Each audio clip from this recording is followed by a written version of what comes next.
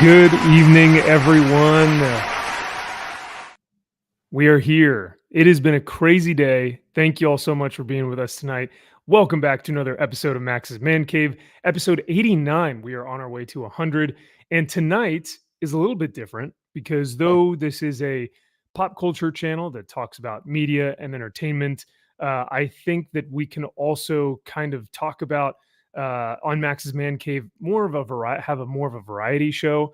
And so you guys have seen my opinions before on some of our more patriotic shows, and that's exactly what we're going to do tonight, because tonight, mere hours ago, we were just alerted of the second attempt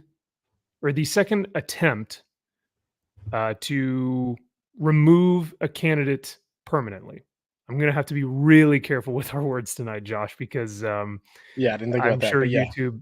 Yeah, I feel like YouTube is going to be looking at everyone's live streams. But chat, thank you all for being here tonight.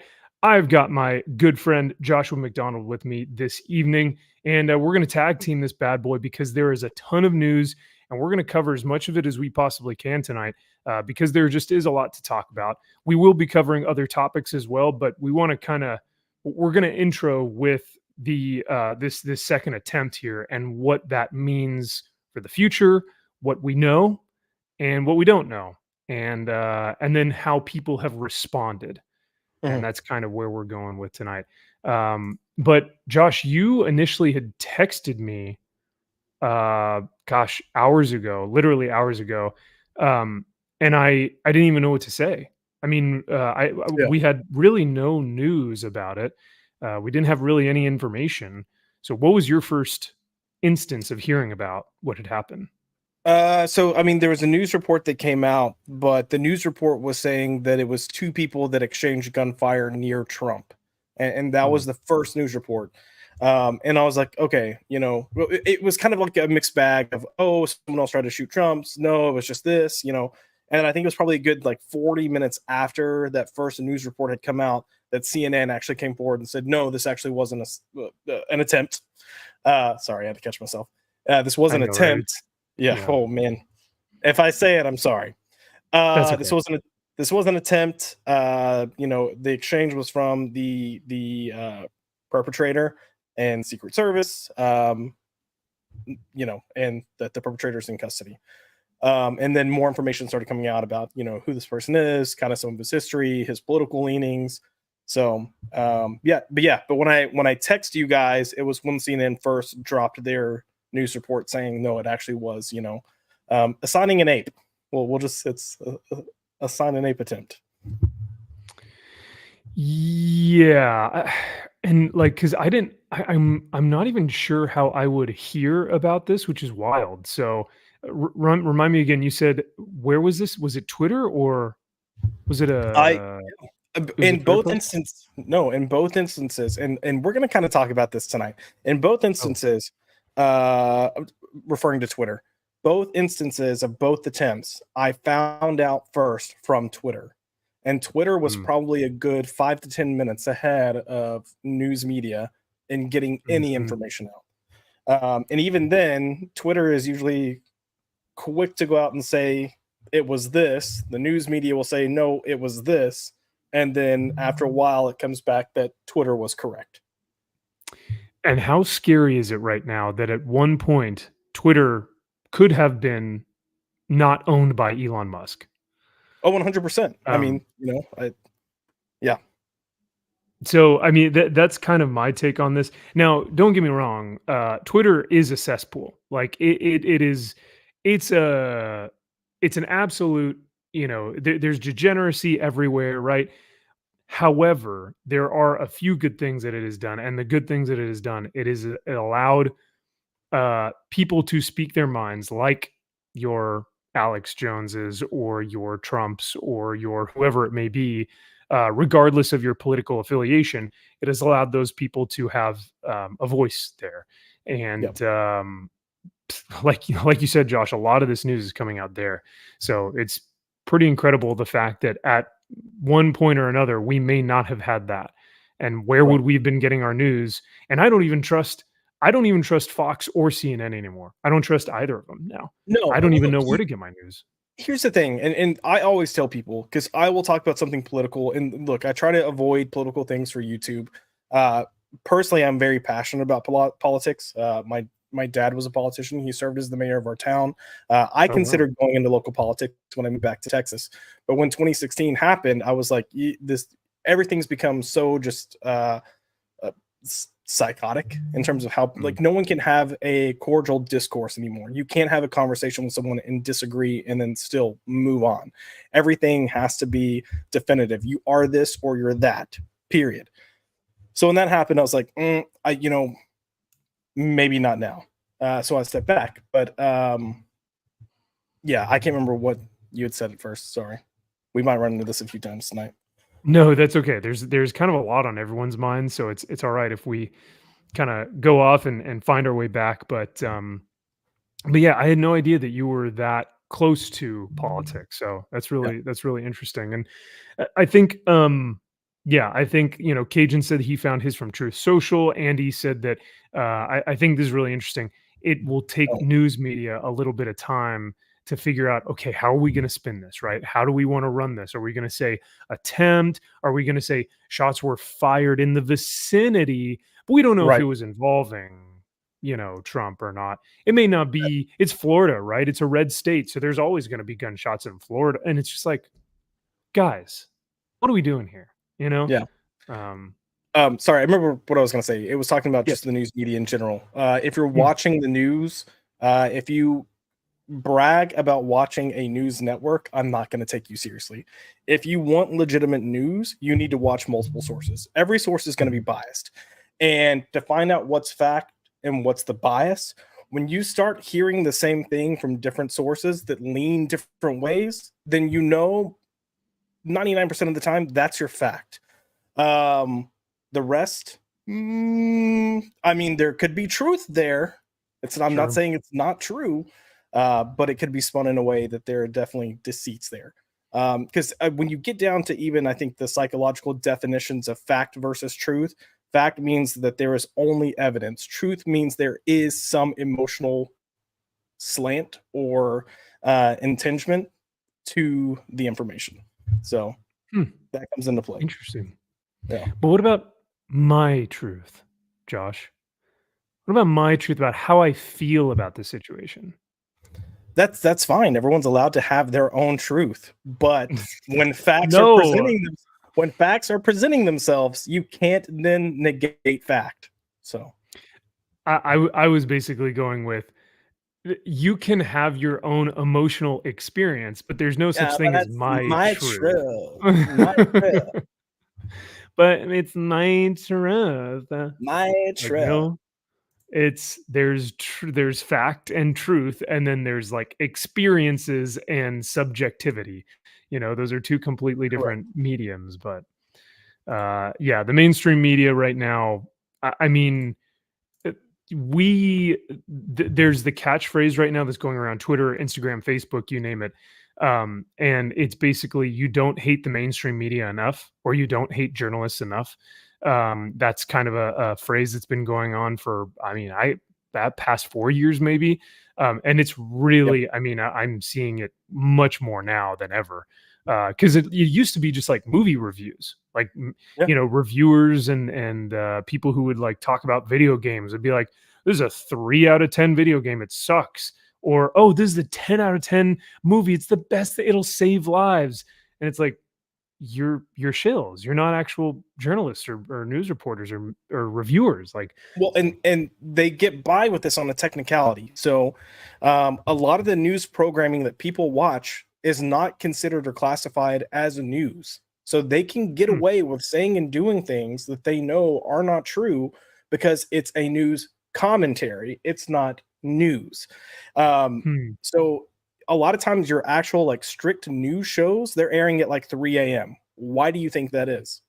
Well, why do you think they had the Democratic, what was it? The Democratic Party, or the Democratic Convention, the DNC, they had like a lot of their speeches. Granted, a lot of people were late and some people didn't even show up, so it got pushed.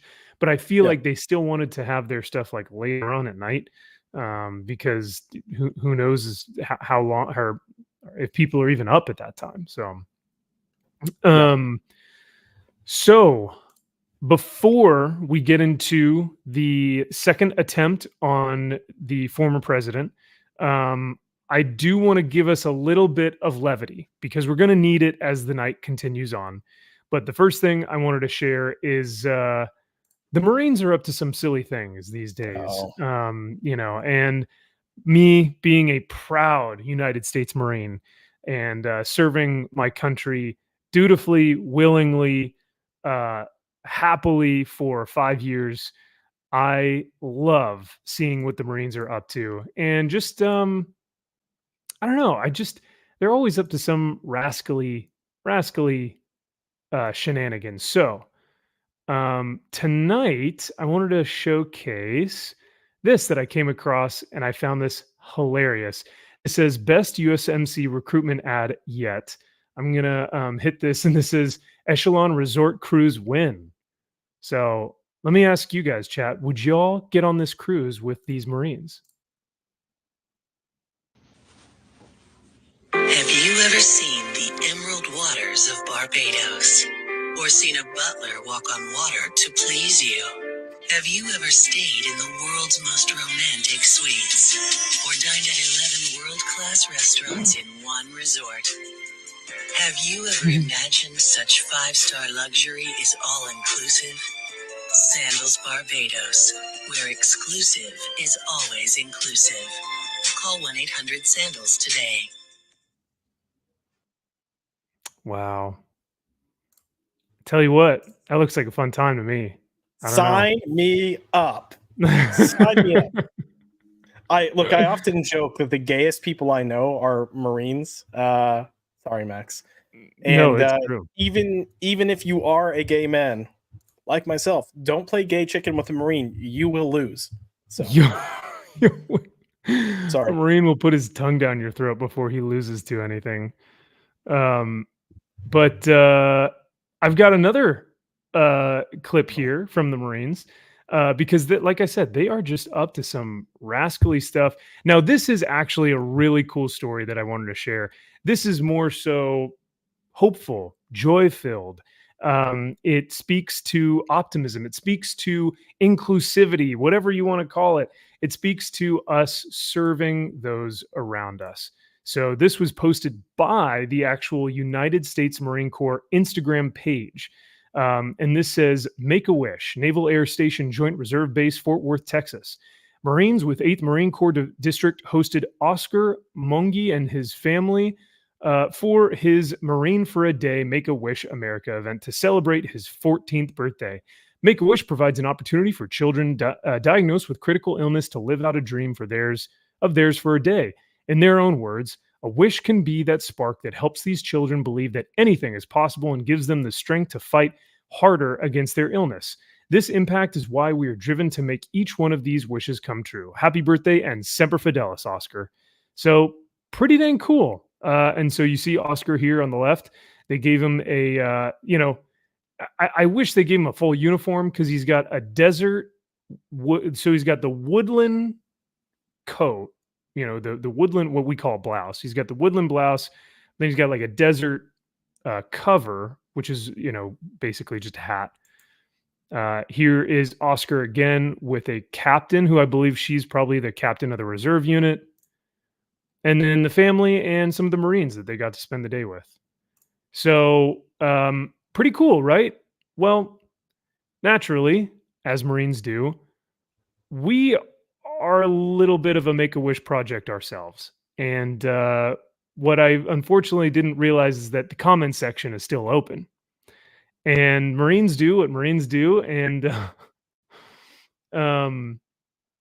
they said, hold on, what was the one that I wanted to read?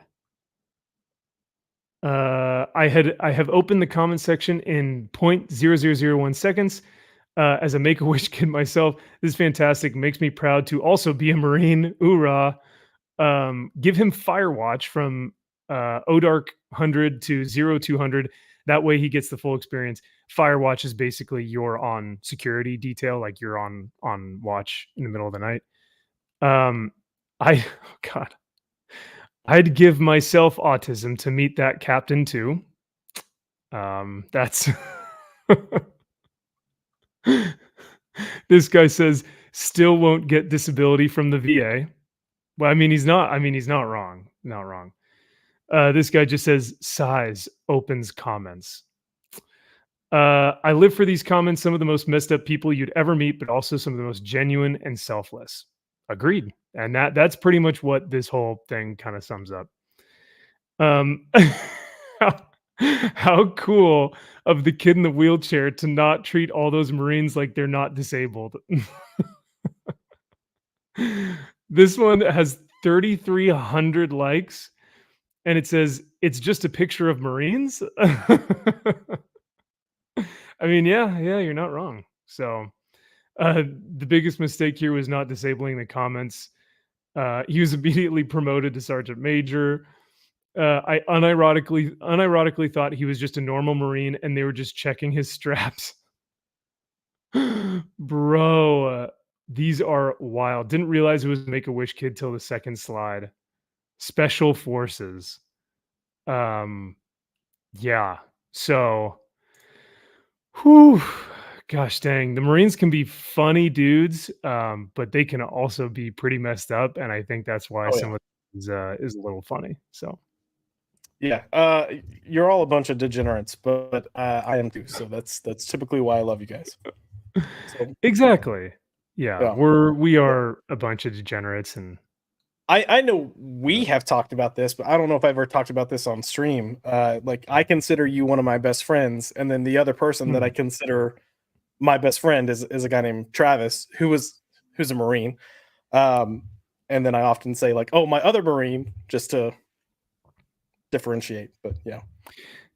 And I think it speaks to the character of people that you surround yourself with, and also the character that you like, the values that you want to uphold, and the people you want to surround yourself with. So that's pretty funny, though. Now, if his name was Max as well, then it would be impossible to try and differentiate us, because then it'd be like Marines, Max. I don't know anymore. Just the one with hair or the one without hair. I don't know. Does he has hair? I think the married one and the unmarried one. There you go. Yeah, he has hair. He's married, and he's got a kiddo now. Yeah. Dang. So must be nice. Very cool. Very cool. Very cool. Sorry, Max. It's okay. I'll give you an internet hug. Oh, thank you. I appreciate it. One of these days, I'll get there. He's living the life, though. I'll tell you what. For sure. One more little thing to laugh at as we go throughout our evening.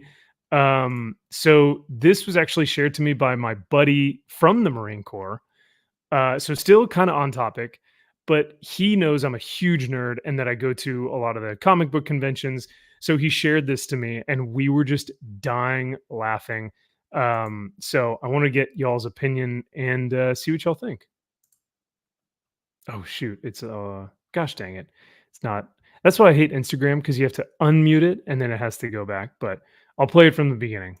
That's awful. What's your cosplay and what have you been mistaken for? I am Blaze the cat from the Sonic series, and I was mistaken for Gengar from Pokemon. No, that's awful. What's your I love that the guy's like laughing. He's like, "Oh no, that's awful, that's terrible," as he's laughing at the fact that she looks like Gengar. Well, I can kind of understand, but yeah, I'm not gonna say. Look, Gengar's a great Pokemon. All right, come on. Hey, He's a fantastic Pokemon. So he and I were just laughing because he was like, "Bro, I just go home." He was like, I went to the convention and someone was like, nice Gengar cosplay. I like that. He was just like, "I just go home. I just wouldn't come back." So I found that to be also comical. All right. So let us talk about the main event of the evening, which is the second attempt now at removing a candidate permanently from the race. Now, everything that I'm going to show y'all tonight is from the Instagram account called Northern Provisions. This guy, I mean, talk about a guy who does his research, talks about the things that actually matter, and is really well, or the posts that he does are really well done, and very intellectual, very informed. So when I've got all this crap from Fox, all this stuff from CNN, all this stuff from Twitter, I had to go to Northern Provisions to see what was going on, because he had the best, most updated, and honestly, like the most accurate in terms of what I could tell, information of what was going on. So everything that I'm going to cover tonight has been from Northern Provisions. Go check them out on Instagram. This post says, update: Newsweek has reported that an FBI official speaking with the publication stated that the FBI is investigating what appears to be an attempted removal. The FBI is currently leading the investigation, working alongside the Secret Service and local law enforcement officials. Martin County Sheriff William D. Snyder said one of his deputies arrested the suspect and that the suspect was relatively calm during his arrest. He was not displaying a lot of emotions. The White House has stated that both President Biden and Vice President Harris were briefed on the matter and were relieved that Trump was safe and unharmed. We will continue to update as information comes in. So, for those of you who are just tuning in or just kind of hearing about what has gone on, there was in fact a second attempt at removing a candidate from the presidential election. What the initial reports were is that there were shots fired around the vicinity of Donald J. Trump as he was on his own golf course in Florida, which is near his Mar-a-Lago property. Does that all sound correct before I move on? Is that all? Okay. So those are the initial reports. No one had confirmed that this was an actual attempt at taking or removing Donald Trump from our plane of existence. So as the media continued to cover it, and as we continued to look at more of the information, it was confirmed that this was an attempt, and we actually received camera footage, which is like, did we take this on a brick? Did we take these photos on a Nokia brick phone? I mean, come on, man. What are we doing with the Secret Service? Do they not have like proper, I don't know. This just feels like someone could have taken this with an iPhone and it would have looked better. But one of the things that had come up was Sheriff Rick Bradshaw of Palm Beach giving a press briefing on the shooting at the golf course. The individual was reportedly hiding in the shrubbery on the golf course and 300 to 500 yards from the former president. A witness also reportedly saw the individual running out of the shrubbery and took a photo of the suspect's car and license plate. Sheriff Bradshaw is seen here discussing the levels of security that former President Donald Trump had at the time of the incident. They have also added that the item used had a scope on it.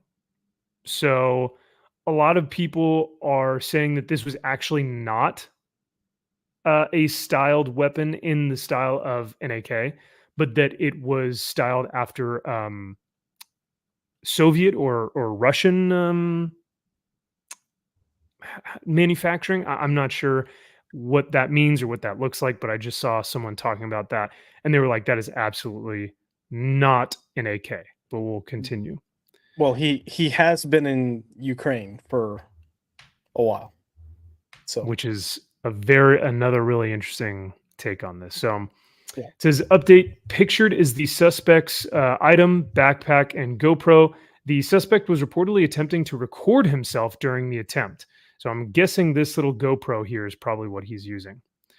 Law enforcement officials state that the Secret Service fired 4 shots at the suspect then fleeing in a vehicle. The fact that Secret Service saw a muzzle, bro, that's crazy. Like, because I'm looking at this picture and I'm like, how would you even see that? I don't know.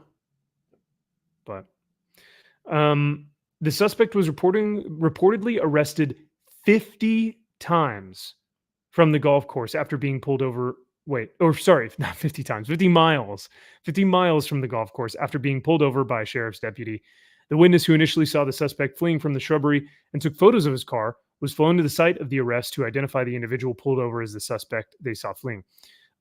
So this is what they're saying. It almost looks like a sporterized SKS. Someone mentioned a Pioneer Arms sporter as well. As stated in the caption before, the media outlets are those who are stating it's either an AR-styled platform or AK-styled platform. I even saw one saying it was automatic. You guys know how this goes. So the comments are just absolutely taking this apart, saying like, that is not an AK or an AR. So yeah, SKS.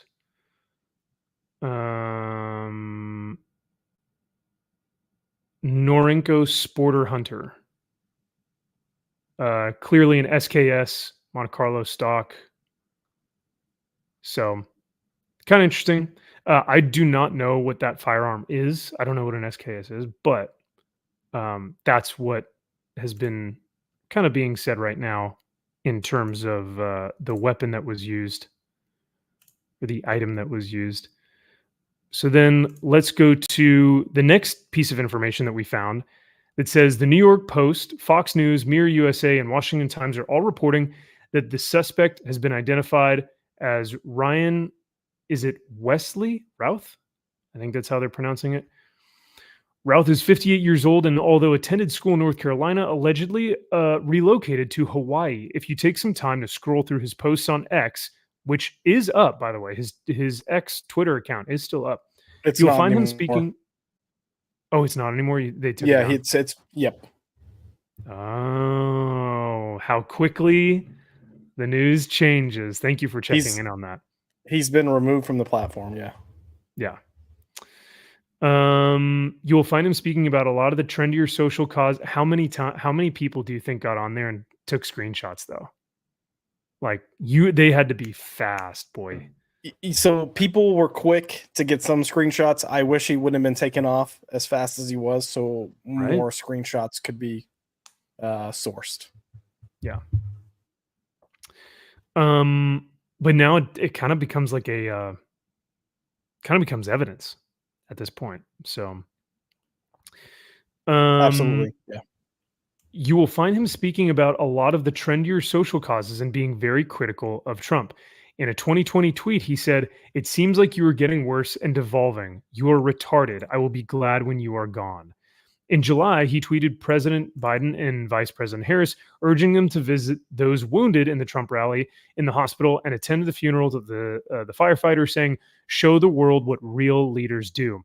I don't have any other information on Routh at this time, but as of 6:43 p.m. Eastern, his socials are still active, at least his X and his LinkedIn. Oh, he had a LinkedIn. Okay. He is super pro-Ukrainian. You can find articles from Poland about him doing recruiting for the Ukrainian military. The photo of him in Maiden Square seems convenient. Looks like Bill Nye the... Oh, God. All right. So then... Here's where so we'll get to that one next. Here's I want to read one more about the individual here that is in custody. It says there's more information about the suspect, Ryan Routh. Ryan is registered to vote in North Carolina. However, he is registered as an unaffiliated voter. Routh has made contributions through Act Blue, which is a nonprofit American fundraising platform and political action committee, founded in 2004. Those donations have been made during this year's presidential cycle. He has also been donating in general to Act Blue since 2019. Despite being an unaffiliated voter, Routh did choose the Democratic Party as the one he wishes to vote in. He is also a business owner, the owner of Camp Box Honolulu, which reportedly sells tiny houses to the residents of the island. According to police reports, Routh also has a long list of run-ins with the law. This is wild. So between 2002 and 2010, he had several convictions to include, but not limited to, possession of weapons of mass destruction, carrying a concealed gun, hit and run, possession of stolen goods and resisting law enforcement, as well as an armed standoff with police in 2002. He initially went to Ukraine early in the invasion of 2022, allegedly to join the International Legion and fight, but was declined due to his age and health. He instead stayed to recruit foreign volunteers. We will continue to post more as information comes in. My suggestion to you guys is scope out his socials before they're scrubbed. Man, did you hear any of this, or did you know any of this prior to this post? Yeah, I've got so I'm in a group chat with a bunch of gay conservatives, and I've got some tweets. I'm going to read two of the tweets that screenshots were captured of. So one, he put at POTUS, meaning Biden, your campaign should be called something like KDF, keep America democratic and free. Trump should be Massa, make Americans slaves again, master. Democracy is on the ballot and we cannot lose. We cannot afford to fail. The world is counting on us to show the way. He has a second one, which this is more towards Russia, but he put at Elon Musk, I would like to buy a rocket from you. I wish to load it with a warhead for Putin's Black Sea mansion bunker to end him. Can you give me a price, please? It can be old or used. It's not being returned. And then he put his phone number. No, bro. I can read his phone number if you want me to, but yeah, his phone number's there. It's an 808 number. So, yeah. Oh, brother, this guy stinks! That's wild, dude. I can't believe that. Yeah. He wants to get a rocket? Like, what is happening? He wants a rocket. He wants a rocket, Billboard Max. Chris has lots of screenshots. Oh, man. But, well, I guess that's why he's been on here. Why it says convictions to include but not limited to possession of weapons of mass destruction. Like, bro, what? Yeah, that's wild. So that is the alleged shooter as of right now.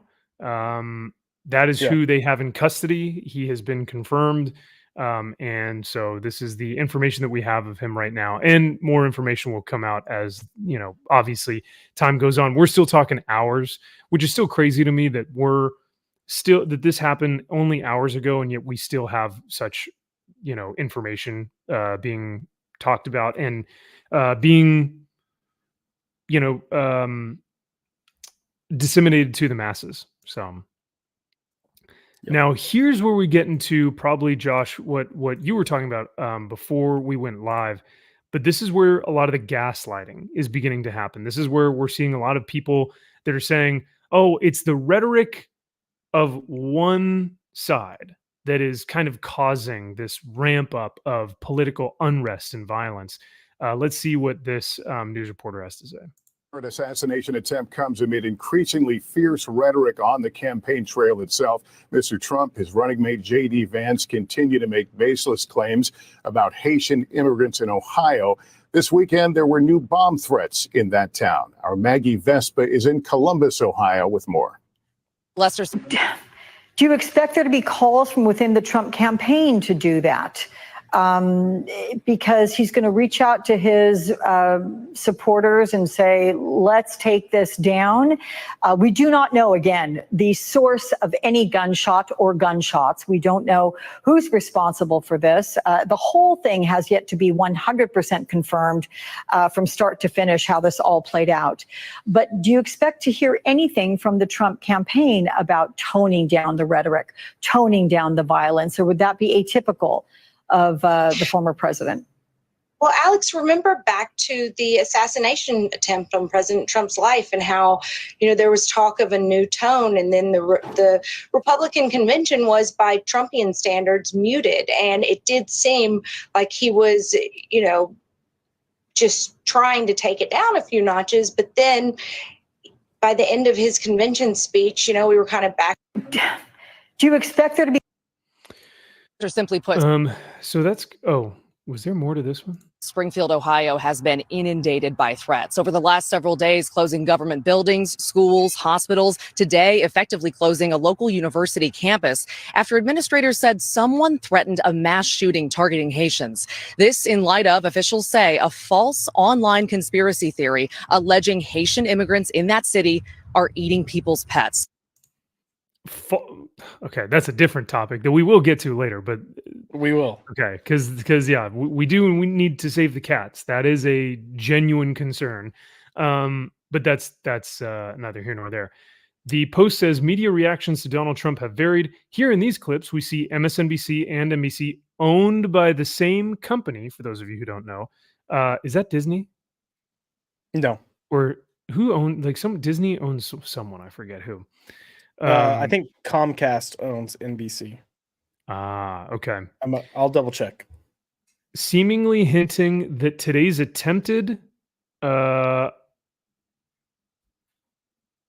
the attempted can I say this? It's like I've said weapon. Can I say this word? I don't know. The attempted removal of former President Donald Trump could be a reaction to his campaign rhetoric. All right. Well, that is. Oh, go ahead. Yeah. Look. So pretty much they're saying that the Udabomb threat is because of what Trump and JD Vance are saying, which we'll get into that later. But they're also saying that this attempt to remove him, the second attempt to remove him, as well as the first, is also because of their rhetoric, how they speak, what they speak to. And I'm like, you know what? Look, if there's something that I could say, and if I'm going to be honest, that I will say about Trump, sometimes some of the things that I don't like about Trump is sometimes I wish when speaking he would present himself a little more presidential, because I think he does really good things. And I think so, and this is also what I kind of love about him too, though. Like, I love that he just kind of, fires from the hip. It's amusing and it's entertaining. Yeah. But I do wish he would speak with a little more reverence to the presidential, seat, I guess. But to say that these things are his fault and what he's saying is why people are going after him, I think that's a load of bullcrap. Because I would say what the Democratic Party is saying, what liberals are saying, what media is saying about him is actually way worse than what he's saying. Because most of the time they're not showing what he fully says, or they're editing what he says. And they're coming in and saying, like, oh, if he's elected, democracy is over. Let me remind you that the Democratic presidential candidate right now didn't go through any type of voting procedure to get her position to run for president. She just got assigned. Other than that, you've got them saying that he's an existential crisis, like, meaning if he gets elected, we are going to see the end of the world as we know it. They're even threatening that if he's elected, World War III is guaranteed. Right now, in this instance, we're closer to World War III than we've ever been. He said it in the debate. No one got into it. I think it's insane that no one is getting into it. But I think he had actually kept us from getting to this point quite well. And then the last 4 years, everything has just gone to hell in a handbasket with a number of different countries and a number of different proxy wars. But if we get into the debate later, I'll go into that more. But yeah. Well, and that's a great point, though, that you brought up earlier, though, Josh. It's like they keep using the word threat to our democracy, threat to our democracy. He's a threat to our democracy. And they want to gaslight you into believing that, no, we didn't really necessarily say that, or because isn't that kind of how it works? It's like they'll say something, but then instead of, which is here's a viable way to go about that. I think if a candidate were to say, you know what, I said that previously, but after the facts have come out and after doing my research and speaking to informed individuals and actually looking at a lot of this stuff, I retract my previous statement and I shouldn't have said that. And now this is how I would like to move forward. To me, I think that's an honest answer. But they'll just go, no, I never said that. Nope, I didn't ever say that. And it's like, bro, what we have video evidence, but I do. Well, speaking of the, yeah, go ahead. I was gonna say, not even that though. Like after the first attempt, you had a lot of liberals saying like, "Oh, we need to change our rhetoric. This isn't good." Yep. And then they made commitments that they weren't going to do certain things. Fast forward a week later, and they're right back to doing it. Fast forward roughly a month later, and now we're back into scenario number 2. I mean, what are we doing here? Like, and this wasn't even a presidential event. This wasn't even like where he's in front of a crowd of people and he's doing a press conference or maybe a campaign speech. This is just him in his leisure time. Like, it's now getting closer and closer to his personal life, to where it's now like, where does this man go? How do we stop something like this from happening? When literally he can't even golf.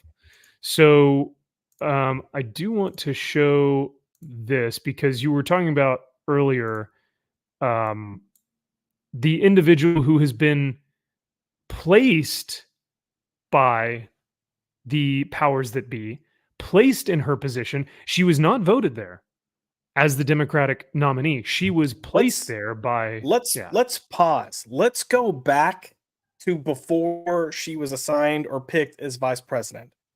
Before she was ever picked, Biden made a promise that he would pick a black female as his vice president. They have a committee. This is fact. They have a committee of, I think it was like lawyers that were part of it, that go through and assess people that they think would be good candidates for him to run during his presidential campaign. She was in that grouping, and she was considered one of the worst, but she was the only black well, there was two, I think there were two black females, but she was the only black female. But Biden's own people acknowledged that she wasn't very intelligent and she wasn't well liked, and that's why he shouldn't pick her. In regards to that, they were saying Amy Klobuchar would have actually been a much better pick, would have served him much better, and would have been a much better candidate to take over should she need to. So let's be honest. Kamala Harris is vice president because she was the DEI pick and nothing else. And I'm not saying that. Biden's team said that. His own team said she was picked because she was a black female. Now, that's not to negate any experience. That's not to say that she doesn't have any experience. That's not to say that she doesn't have anything positive. That's just to say, out of the group of people that they were picking from, she was not at the top of that list. And the only reason they then picked her to come and step in as vice president was because she was a black female. Biden and his team said that. Fast forward now, she is now running for president. She never got any primary votes. Even back in running for 2020, she didn't get any primary votes. So not only did she not get any then, she didn't get any now. She became the presidential candidate because they said she was going to become the presidential candidate. And people like morons just gave up their freedom, gave up their democracy, and just went with it. If you're telling me I have no choice at all, I mean, look, you can say it doesn't matter if you vote or not. Like, you can have whatever beliefs you want. But if you're telling me I have no choice at all, fuck that. Like, I'm automatically not voting for whoever that person is because there's clearly an agenda there. Absolutely. And that's so well said. And, you know, even when you hear a lot of these young Zoomers, like on college campuses or when they're doing interviews, or even like Taylor Swift, who's like on board with, you know, promoting this woman who has done, I don't think, anything. If anything, she's laughed at our country. She's laughed at our troops. I'll still never forget her tweet that said, "Enjoy the long weekend." Do you remember that?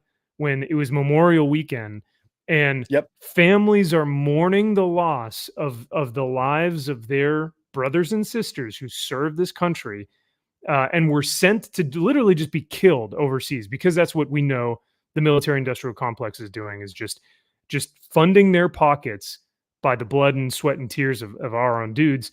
And she says, enjoy the long weekend, not enjoy or you know, let us remember the sacrifices or the lives.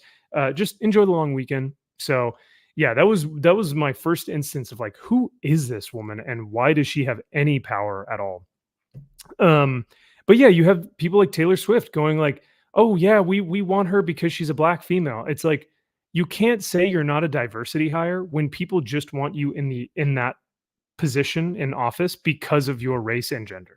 Like, and it's not just Taylor Swift. Like there are multiple instances of YouTubers or TikTokers, whatever, influencers going out on the street asking, "Hey, Trump or Harris? Trump or Harris?" yeah, and letting people answer. And the most common answer that people are giving for Harris is because she's a black female. Now, look, I'm all for, optics and the push that it could give people if they see someone that looks like them, making them believe they can get in the office. I get it. I'm all for it. Great. But that can't be the only reason you're going to be the leader of our country, and especially the leader of our military, when you have our intelligence, British intelligence, other European intelligence saying, "Hey, prepare for war within the next 3 years." I don't want that. Yeah, that's and you need someone who's going to be in that office to say absolutely not. That is not happening. And that. Yeah. Go ahead. No, I was just going to say there's only one person that would be able to stand up to those leaders and say absolutely not. That's not happening. But the person who already has. But I was going to say the other thing people are saying, I'm voting for Kamala because, wait for it, she's so brat. Which, okay. Hang on a second. What is brat? Chat, do you get what is brat? I feel like a full-on millennial, like boomer here. This is I understand Riz. I understand what's the other one that I heard the other day? Sussy Baka, all this dumb bullshit. What is brat? It was a song that came out, right? I think. I genuinely am like, yes, please. The chat needs to know. I don't know. But yeah, no, they've made shirts. They've legitimately made shirts about a political candidate being brat ? I don't understand what that means for us other than some of the other shirts that are out there are hose for Harris. I'm not joking. I mean, and would we expect anything more? No. And then there are certain subsects of the, alphabet mafia that have holes for Harris. So, yeah. Send the meteor, please. Send the meteor right now. The fact that is, bro, holes for Harris. I mean, like, Marines are degenerates, but like this is a next level of degeneracy. Oh, but I know that brat can be short for bratwurst. No, that's brat. Brat. We're talking about brat. Well, let's go ahead and play this because this is interesting. Can you hear me? Yeah. What's it? Yep. I was gonna say Brat is apparently a song by Charlie XCX that is about being messy or having a messy, carefree vibe. Yeah, having a messy, carefree vibe. That's being brat. So having a messy, carefree vibe is why people want Kamala Harris to be our president. They ask you how you are, you just have to say that you're fine when you're not really fine, but you just can't get into it because they would never understand. All around me are familiar faces, worn out. Bro, we need Jesus back. Send the meteor or Jesus, whichever one. I'm so Josh he's done. We're done. The fact that we have our world leader that is going to decide whether we send our men to war she has a messy vibe. And a carefree, messy vibe. All right. There we go. Let us see what that actually means. Let's see what Kamala being brat means. So this is a political commentator, Benny Johnson, who says Kamala Harris openly joked about I said the word. Damn it. Taking out President Trump in 2018 as an audience of lobotomized clapping seals cheered, and you're wondering how we ended up here. If you had to be stuck in an elevator with either President Trump, Mike Pence, or Jeff Sessions, who would it be? Does one of us have to come out alive? Ugh, her cackle is like the worst, bro. It sounds like a hyena. Ugh. Well, it's look, I honestly her laugh could be infectious, but she tries too hard. That's the problem. Yeah. Yeah, look, anytime you're in that level of a position, you shouldn't joke about that. Especially when you have a country that's been slowly getting more and more and more divided. I think the most recent time of unity was right after 9/11 because everyone was like gung ho, protect our country. Unfortunately, you had Dick Cheney doing some meddling, getting us in wars we shouldn't be in, which he was doing for his own, monetary purposes. But ever since then, our country has slowly been dividing. Like it's slowly been getting separations. You had more going into like 2008 when we hit the recession, because you had companies getting bailed out instead of people. Divide, divide, divide. 2016 Trump, racial issues, divide, divide, divide. Now sexual orientation issues, divide, divide, divide. Like we are so divided at this point that there are legitimate conversations of what would a civil, look like, and is it plausible? I mean, and it's like yes or no, or yes and no. It wouldn't be like we had before, but potentially. So we're at that point, and then you're gonna make a joke about potentially offing someone that is another political leader within your own country. It's poor optics. It's bad. It's part of this thing that we're seeing with so many people that they think it's okay. Like when the first attempt happened, look at all the people that came out and they're like, "Oh, I wish you would have been offed." There's so many people with that stance, and they're not joking. They're not trying to be cute. They legitimately wish that. And I'm sorry, I don't care what your political stance is, but if your stance is that the best thing for our country is that your political opponent be, you're on the wrong side of history. All right. And I'm not saying that the whole grouping, I'm not saying the whole political group is guilty of that, but the people that are guilty of that, you're on the wrong side of history. And look, I get it. There are probably some conservatives that feel the same way. They are also on the wrong side of his, like you're in the wrong. Don't. Joking, realistically, this is not the answer. So would that also include individuals like Rachel Vindman, co-host of the SWP pod, who says no ears were harmed, carry on with your Sunday afternoon? Because yeah, I mean that right there, I mean, how pathetic, how degenerate do you have to be to say something like that? And I went to her page, and she just seems like the most violent. What is this podcast? The Suburban Women Problem? Like, what an insufferable. This looks like a nightmare waiting to happen. It does. But yeah, please, young women, go get your opinions from the woman who just said, or the thing that just said, no ears were harmed, carry on with your Sunday afternoon. Like, this is getting so out of hand to where these people think that they have zero accountability and invulnerability, where they can just say whatever they want because they know they're fine. They're going to be fine.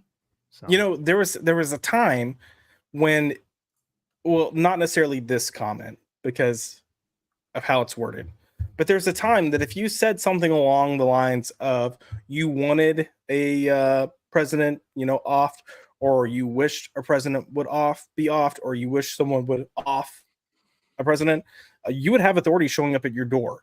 And people like to go, oh, but freedom of speech. Yeah, but at that point, it's not freedom of speech, and it can be viewed as a call to action. And that is not protected under freedom of speech because it can be construed as someone should take action.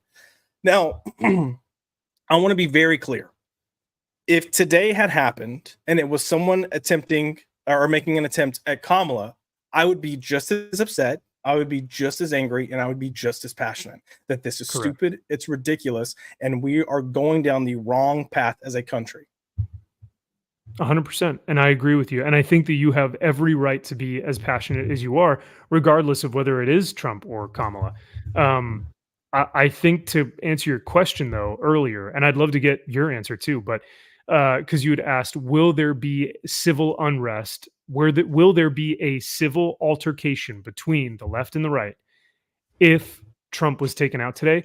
And I would absolutely say 100% yes. 10 times out of 10, 100%, there would be an absolute, there would be a war on our hands, and it would be here. And it would be between the two parties. And that's exactly what all the other nations around us want. Because if we're taking ourselves out, they don't have to do a single thing. They can just come right in. Sorry, go ahead. Are we going to get into the debate later or no? I mean, we can talk. I don't have clips from it, but we can talk about it through the attempt, that happened today. So yeah. Okay. I'll save it for later. It's fine. No, you can talk about it now, because I don't know if we will. It will go into tangents. So let's just keep trucking along. And if I feel like it's necessary, I'll bring it up at the end before we close out. Okay. Because I was going to say, if it relates to civil unrest, then yeah, that's that tracks, but Rudy Tag, what's happening, brother? Good to see you. Wait, hold on. What's happening? He says, good evening, everyone. There is a civil unrest brewing. And when it does happen, we know that the political parties were the reason for its occurrence. I wouldn't say, I would say maybe the political parties, but you know who I'd really say? Mainstream media.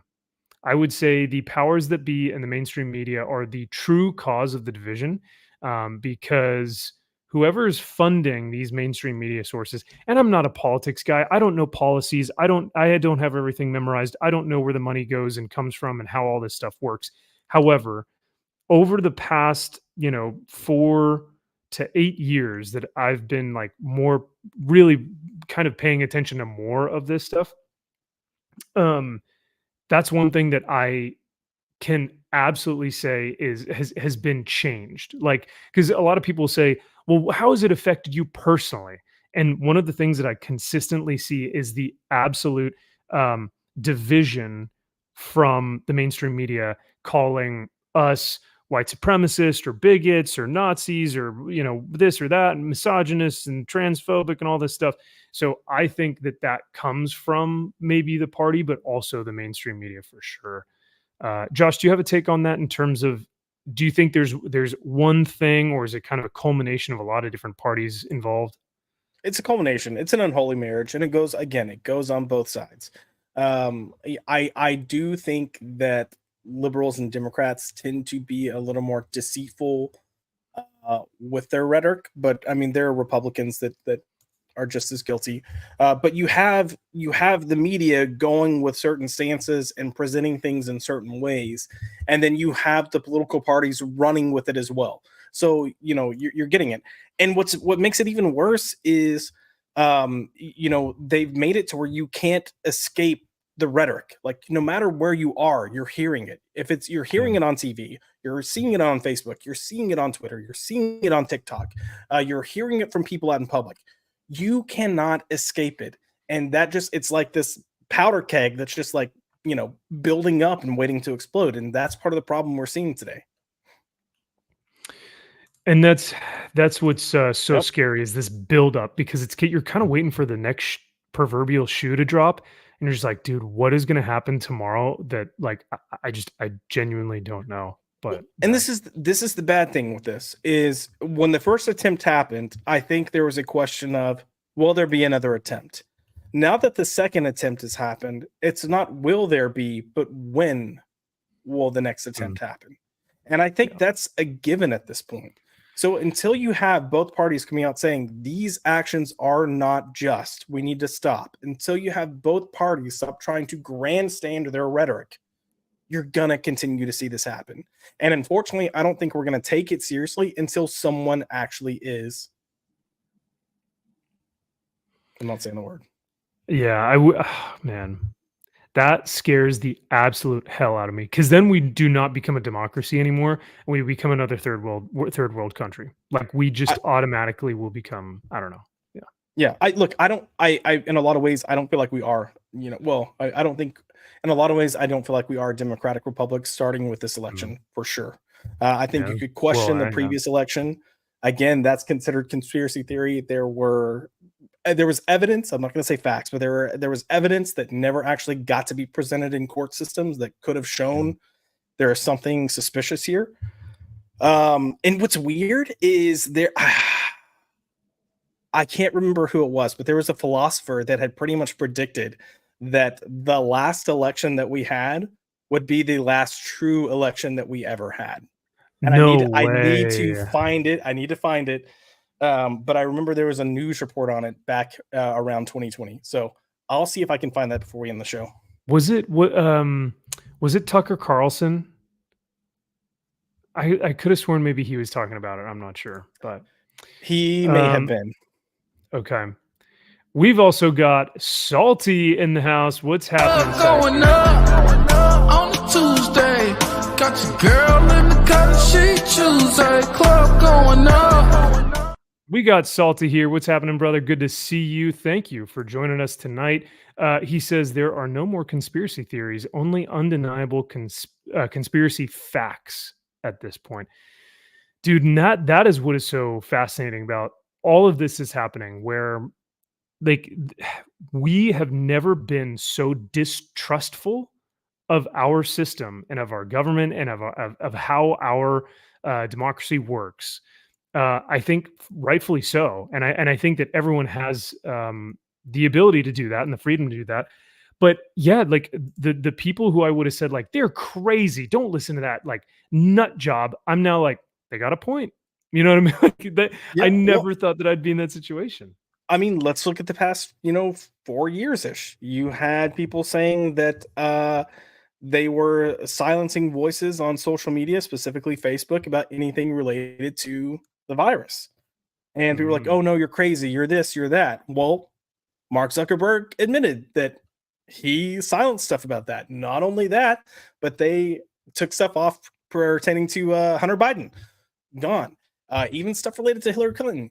Gone. We had it proven Emails, that those emails, the Russian dossier was not legitimate, that it was started by who? The Clinton campaign. Like these are all things that people were said, oh, these are conspiracy theories are crazy, that have now become proven and admitted.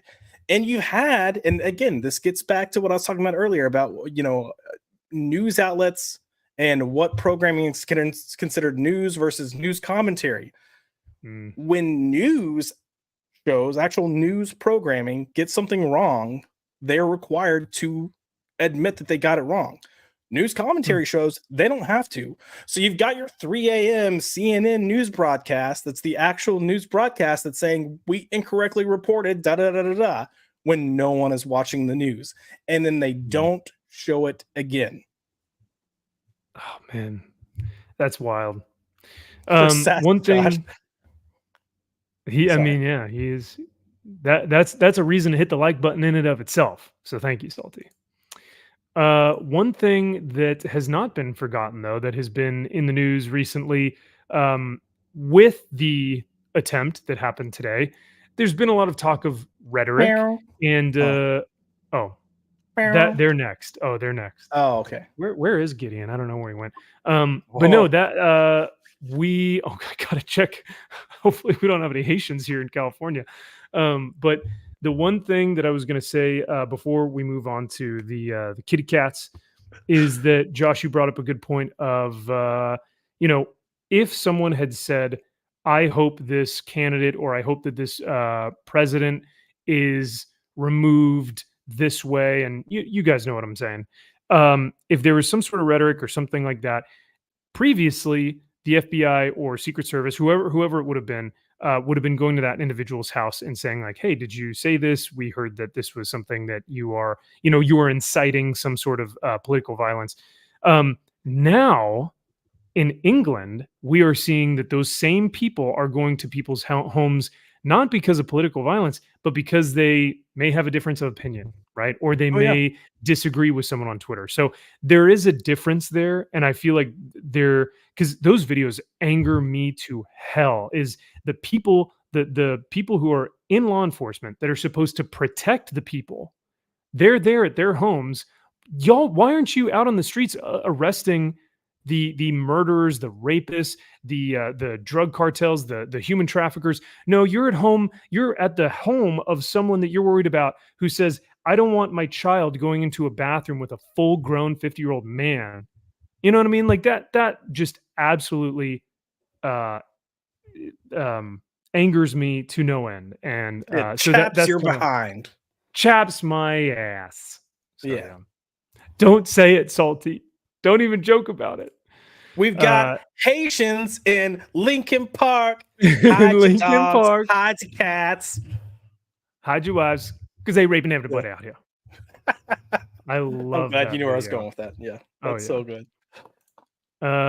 Right-wing propaganda causes laughter or worry. Left-wing propaganda causes riots and violence. Interesting.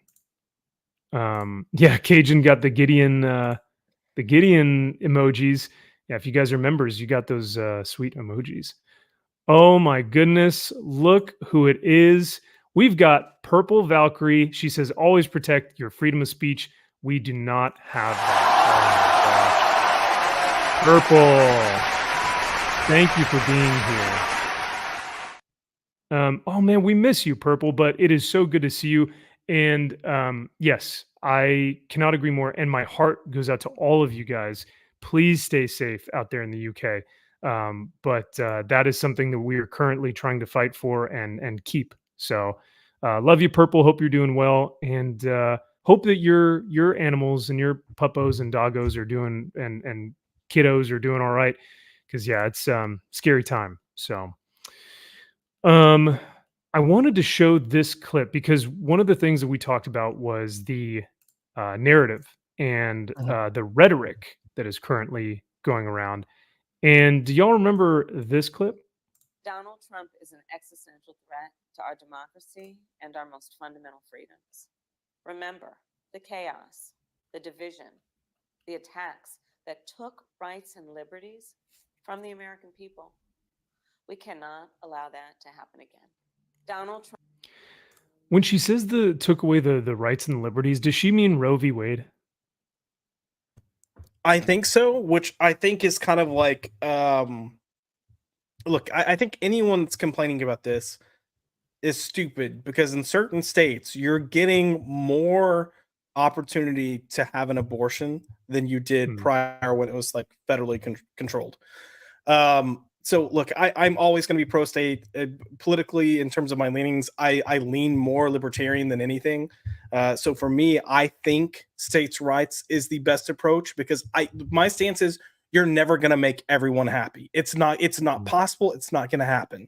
So instead of having a full country divided on one thing or the other, let the states decide, let them do their thing. If people decide they want to live in that state, great. If they want to live in the state, but they don't agree with something like abortions, then you know what? You can go somewhere else and get an abortion. Whatever. I disagree with abortions personally, but I'm not gonna. That's a whole. We could do a whole show on that. But well, that would be our Christian show. We'll do next weekend. Yeah, but this will be politics. So yeah. Sorry. But yeah, no. I think that's what she means. Yeah. That's kind of what comes to mind first. Yeah, and that's kind of where I think I see this as well. I think also she could be potentially talking about people may a lot of individuals thought that Trump because one of the things that Trump did while I was still actually in the military, I was blessed the fact that I was in the military while Trump was in office, because God knows what would have happened if I wasn't during that period of time. But I got in 2017 when I was in the military. And one of the things that he had enacted there was that they could not utilize the government or the government funds and the people's taxes in order for trans individuals to get a sex change or to, have gender reassignment surgery. They could not do that on the government dole, on the taxpayers' dollars. Like that just wasn't going to happen in the military. Now I don't know where that is at. But a lot of people, there were even people in my unit, in my battalion, that thought that was a direct attack on trans rights. That does not seem like a direct attack to me.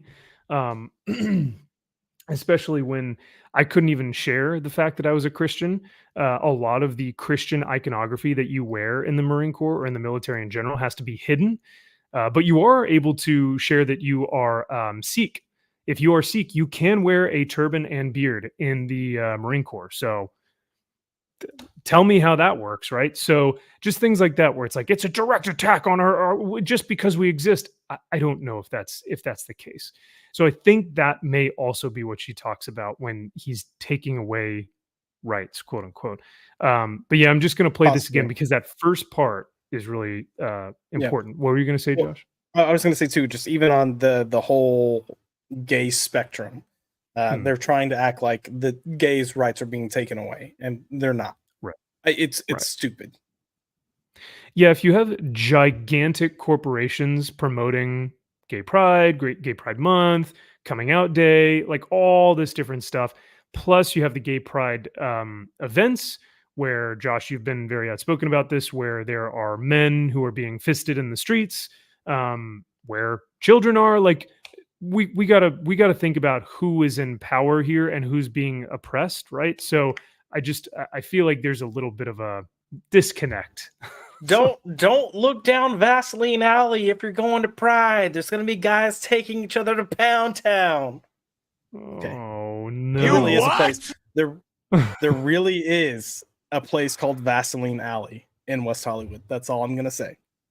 You know what? After you shared with me that there are shirts that says "Holes for Harris," it doesn't actually surprise me anymore. So yeah, at this point, I'm just kind of like, yeah, that tracks now. But did you see the two influencers that did their dick down at the DNC video? Wait, what? The two? I was about to call them F words, but the two little, the ones that went to Disney, and she was like, "Oh, my boyfriend," and we're like, "Wait, is this real?" And that ended up being, So those two, the really gay dark-haired guy and the redheaded girl, they did, while at the DNC, they filmed a video singing "Dick Down at the DNC." Oh, yeah. Mm-hmm. Yeah. They ask you how you are, you just have to say that you're fine when you're not really fine, but you just can't get into it because they would never understand. All around me are familiar faces, worn out. We're going to be seeing that a lot tonight. We're going to see that clip a lot tonight. But before we move on, let's get this hag's face off of my screen and let us bring in Rudy Taitague for 10 doll hairs. Thank you, sir. Thank you very much. He says, at times, these events get the better of me. I need to remember and remind myself that I need to bring my attention to God and know that He is where my focus should be. Let's stand for the truth. Man, amen. Amen. Seriously, Rudy, that's something that I have to continually remind myself on a day-to-day basis as well, because it's one of those things that you get so wrapped up in what the world wants us to think and believe and do, and we are part of this world, but ultimately, the kingdom of God is our true end goal, is where we are looking to be. And we can try and bring the kingdom of God here onto earth as much as we can. But ultimately, we know that the battle is already won in the end, at the end of all things, when Christ brings us back. And that's something that I continually have to remind myself, is that whatever happens may be the work of demonic possession, of demons, of sin, of the devil, because the devil has won the earth, right? But there is still victory in the kingdom of heaven and with Jesus Christ. So I have to spend some time every morning, man, especially after events like this where you kind of feel hopeless. And a lot of the propaganda works like that. It wants to leave you hopeless. It wants to leave you thinking like, what can I do? But there's always, I don't know, there's always the peace and comfort and righteousness that comes with Christ. I was reading, I think it was Romans the other day.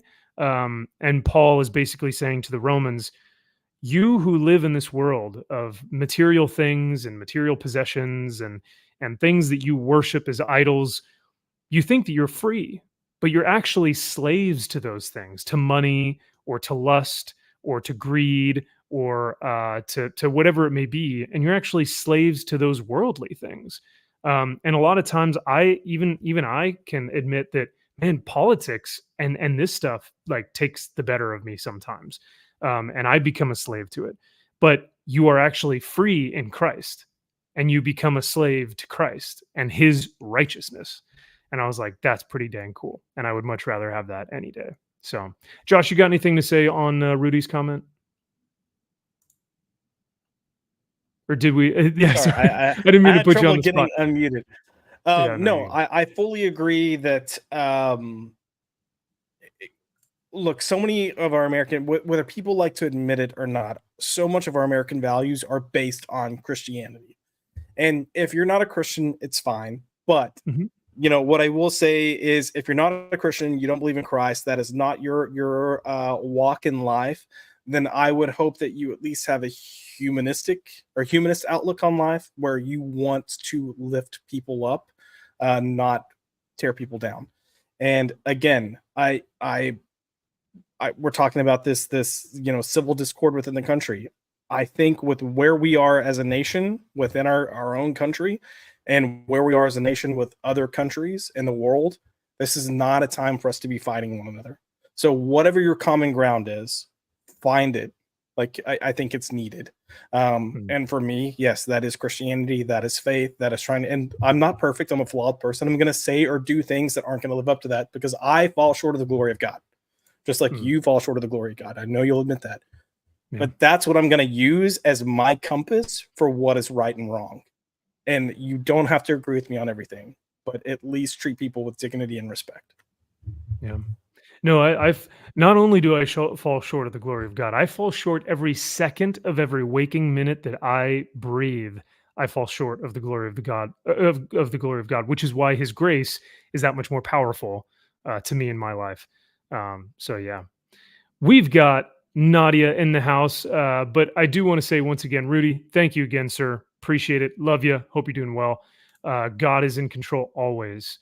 And then we've also got Nadia and say hello to Nadia. Save the cat. Save the cat.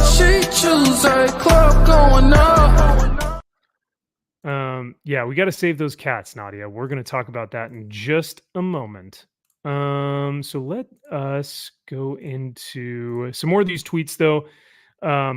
My boy Sovereign Bra, he says, your country's media industry complex is rigged beyond belief when there are two attempts on a president in 1 year, and it simply gets swept under the rug. If right-wingers were doing this stuff to Biden, Kamala, or other Democrats, the media would be talking about the threat of domestic terrorism. They've conditioned the public to view Trump as Hitler. Their purpose in doing so has been to implicitly condition the masses to believe Trump should be taken out and to not see major problems with it. Secretly, down in their hearts, most left-wingers probably don't have much of a problem with these attempts. This is by design. This is what the media's intention behind their constant fear-mongering of Trump being a fascist dictator, Hitler, etc., etc. I love Sovereign Bra. I would highly encourage you guys to follow him, look him up. He's got some really great stuff. Also a Christ follower. But yeah, man, I couldn't agree more with that statement. One of the best things to come out of the Whatever podcast, at least as discovery. Yes, if there's a lot of degeneracy on Whatever, but he's one of the few things that I'm agreed. Like, I'm glad. I wish he would have taken that tweet one step further to say, if you know how our country works, then you know it's not possible for a president to just come in and rule everything. And yeah, like a president can come in and do executive orders, but it's because we gave him that power, and that can easily be taken back. Our government's set up for checks and balances for a reason. And the fact that so many people within our nation don't understand that is mind-blowing. Like go educate yourself on how our country works and why it's built that way. And all this bullshit that you hear during election season, you're going to know that it's bullshit, and you're just going to write it off. Fascinating. We've also got Matt Walsh saying Trump is the most relentlessly demonized politician in U.S. history. That has consequences. Those consequences are entirely intentional. The media won't tone down the rhetoric after this. Why would they? The rhetoric is having the desired effect. So, kind of to your point, Josh, like, you know,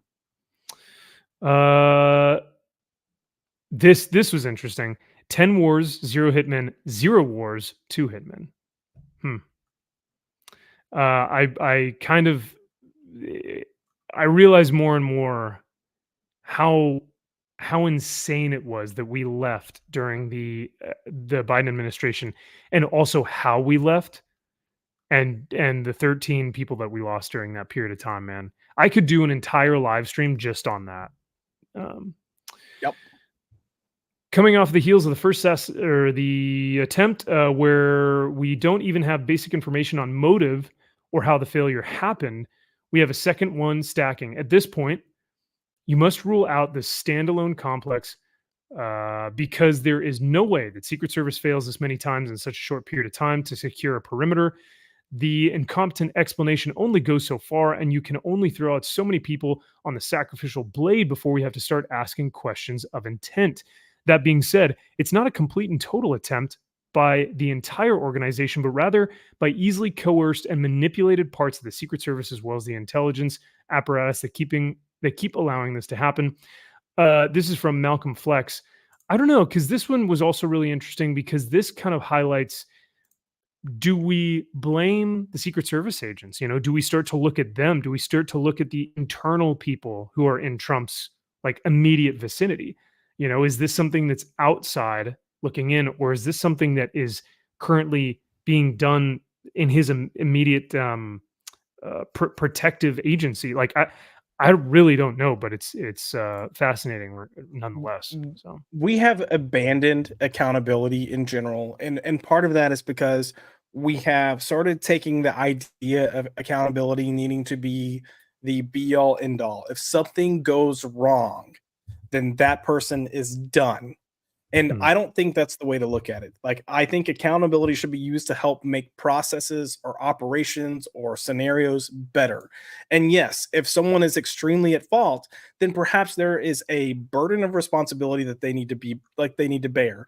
But I don't think it should be an automatic of like, oh, well, the Secret Service is incompetent, get rid of them. Like, there are better ways to do it. But at some point, that's like that pendulum that keeps swinging too far. Like, it's like, get rid of them or no accountability at all. And we just keep touching on those two sides. Like, if you're the head, yeah, sure, you need to step down. But aside from that, like, something has to be figured out. And that's not exactly happening. I mean, we've got kind of what we're discussing. There's conversations going in the background, but nothing has been fully decided on where the miss was. And now we've got a second one. Okay, so now it's time to, like, let's pull up our big boy pants, put them on, take ownership and responsibility to go, this is now the second time there's been an attempt. We need to figure out where our shortcomings are at. And you're not going to stop every attempt. You're not going to be able, it's like you can't eradicate the world of evil. That's not a realistic thing. Right. People are going to do stupid things, but you can be better prepared. The fact that people keep getting within like 500 yards or less of a president or presidential candidate with the intent of that should not happen. Absolutely not. Yeah. And that's why it's scary to me to think, like, because I can't trust, it's tough because you can't trust any news outlets. You can't trust what really anyone is saying about how he got there, or the Secret Service or FBI. And so now we're kind of left to our own devices to think about, like, how is this happening? Will we ever even know the truth?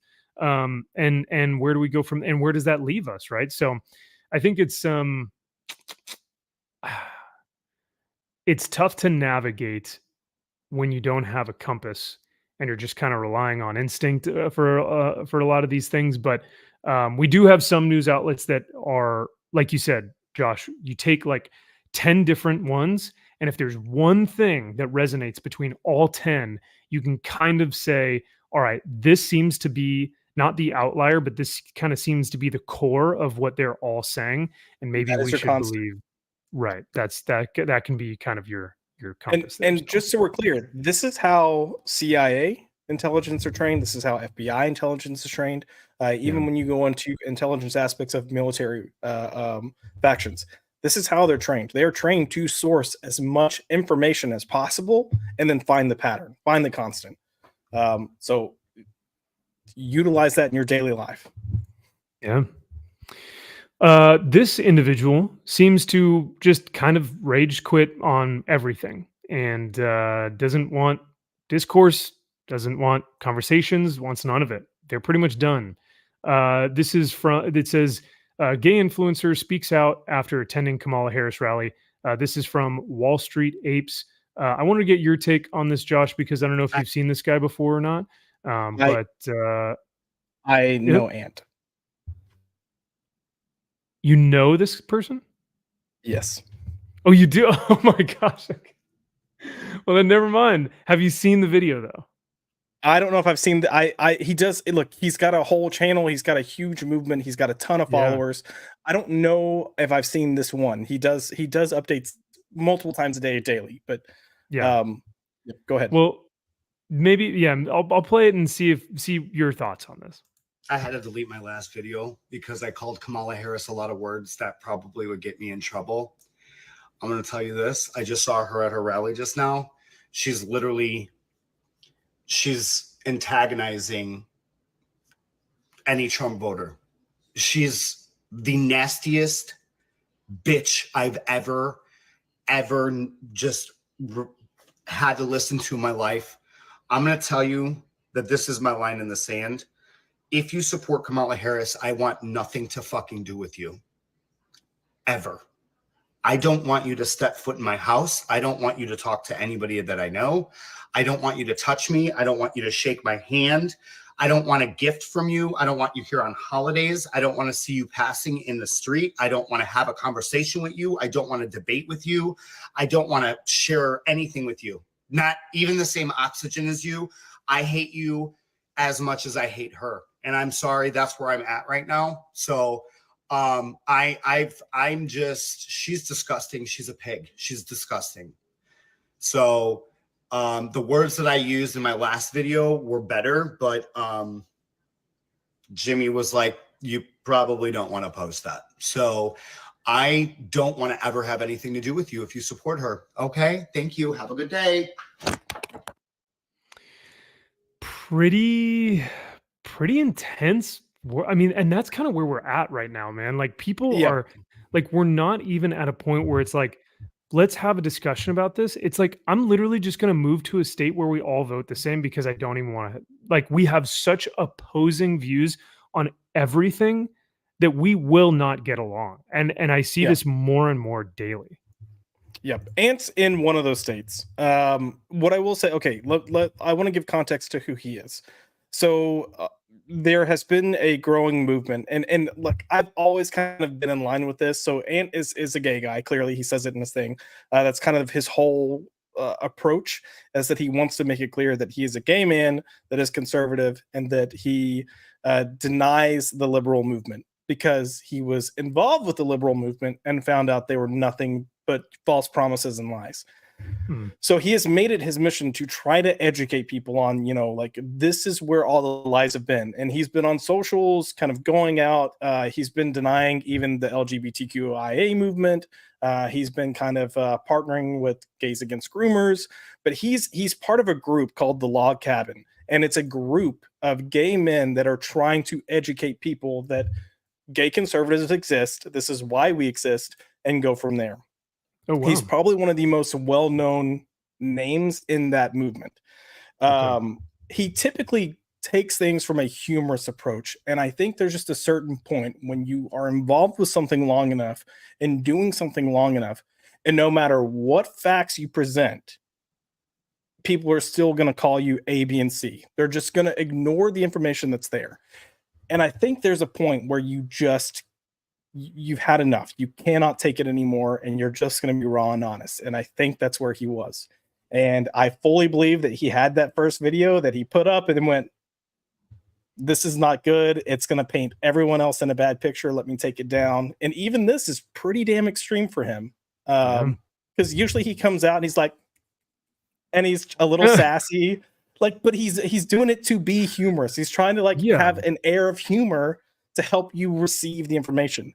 And I just think he's done. Like, I think for so many of us, we're tired of being told we are Nazis and bigots and racists and homophobes and like, we're over it. Because if you took an ounce of time to actually look at what we're saying holistically, you would see that those claims are completely unfounded. Mm-hmm.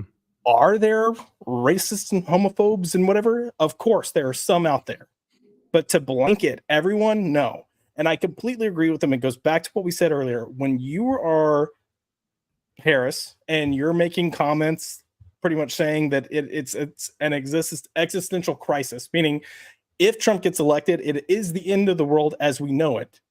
You are telling your people at all costs you cannot let this happen. You are saying you need to make sure this guy, by whatever means necessary, does not become president. So yeah, I'm with him. I think it's bullshit. When you told me we were doing this, I texted you and I said, dude, I'm going to get passionate tonight. And we still haven't even gotten to some of it. But yeah, it's enough is enough. And I think people that were being patient, that were trying to come, I know you don't like this word, but people that were trying to come with a good faith discussion or a good faith argument, they're over it. They don't want to do it anymore. So we've tried for 8 years, if not more, and been dismissed every step of the way. Yep. But who's the one that's more open-minded? You know, who's the closed-minded ones that are saying like, oh, I won't listen to this. It's transphobic. It's like, hang on a second. Can we just, no, I won't even have to have the discussion. Sup boners. How's it going, Jana? Good to see you. Thank you for being here. David says calling a gay man a homophobe doesn't quite work, but liberals blindly throw out the label regardless of who it is.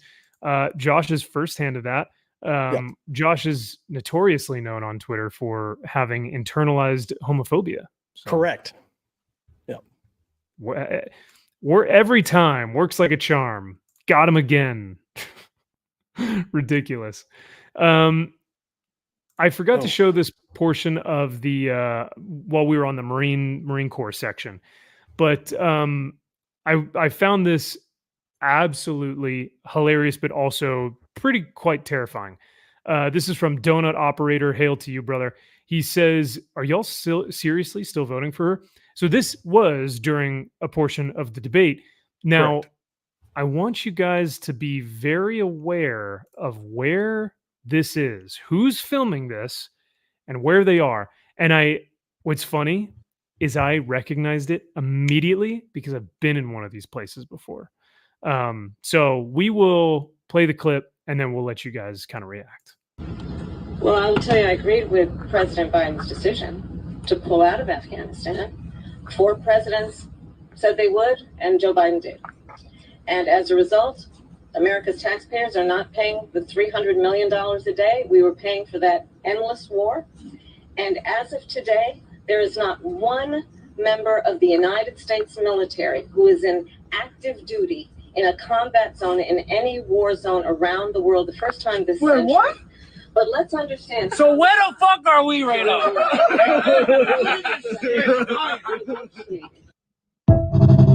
Now, these are armies. These are army guys. These are soldiers, not necessarily Marines. But this is it. From what it looks like, it's like a Quonset hut. These things were were everywhere in the Middle East, at least where we were in. Al-Jabbar. We were in Al-Jabbar, and I forget the actual name of the base that we were at. I think that might be the base. But this looks identical to one of the places that we were at. You had like multiple racks back here of either equipment or beds or food or whatever it may have been. It looks like these are bunk beds back here. And these dudes are just chilling. This is pretty much what their hut looks like. I noticed everything is made out of just like wood. There's like no furniture. It's just like pieces of pine, like plywood put together. But yeah, so kind of interesting that oh, you guys aren't paying any money for a war that you're funding with your tax dollars. no, but our tax dollars did just go to the Taliban that you released for like $90 million, some stupid amount of money. Like, yeah, so you can't say that we're not funding that anymore. So, and we've got troops that are over there. So it is not a Russian bathhouse, unfortunately. I have not been to one of those, but maybe one day. So maybe one day, Max. Maybe one day. So are we ready to talk about the cats? Meow, meow, Bark, bark. And then what does a goose make? A duck make? Well, geese are more of a honking. So ducks are like, yeah, it's more of a yeah. So yeah. So let's get right in to the news. Save the cats.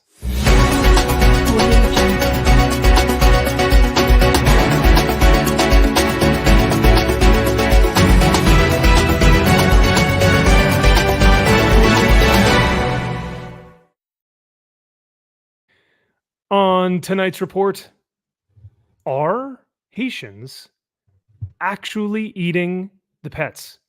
So during the debate, one of the things that Donald J. Trump had mentioned was that they're eating the dogs, they're eating the cats, and there were a ton of memes that were brought upon from this comment, and was fact checked in real time by the moderator, which should not David have happened Muir. because the moderator, David Muir, thank you. He's a moderator, he shouldn't be doing that. I am perfectly fine if people want to fact check. This was a questionable fact check. We'll get into that. However, fact checking should be a two-way street, and it wasn't. The only person fact checked that night was Trump. Correct. Carry on. Or if they were fact checked, it was like 9-1. Like he might have gotten 9 fact checks and she may have gotten 1 or something. It was not equal. So initially, I have a cat. You guys have seen that I have a cat, a beautiful baby boy named Gideon. I'm actually really passionate about cats. My family my family and I have had cats all my life. And I feel like they get the short end of the stick and everyone just shits on them and constantly says like cats are mean or annoying or they're evil or they're the worst and blah, blah. And so like, I don't know. It's just something that I've always been like, I've had them my entire life. They're fine. Like they honestly are great. So when this started popping up, the first video I saw that most people probably saw as well was the black woman who was on the police body cam. chest cam, body cam. Yep, body cam. Yep. And had killed and skinned and was eating the neighbor's cat in the middle of the road. Now she was in their driveway. Yeah. Yeah, in their driveway.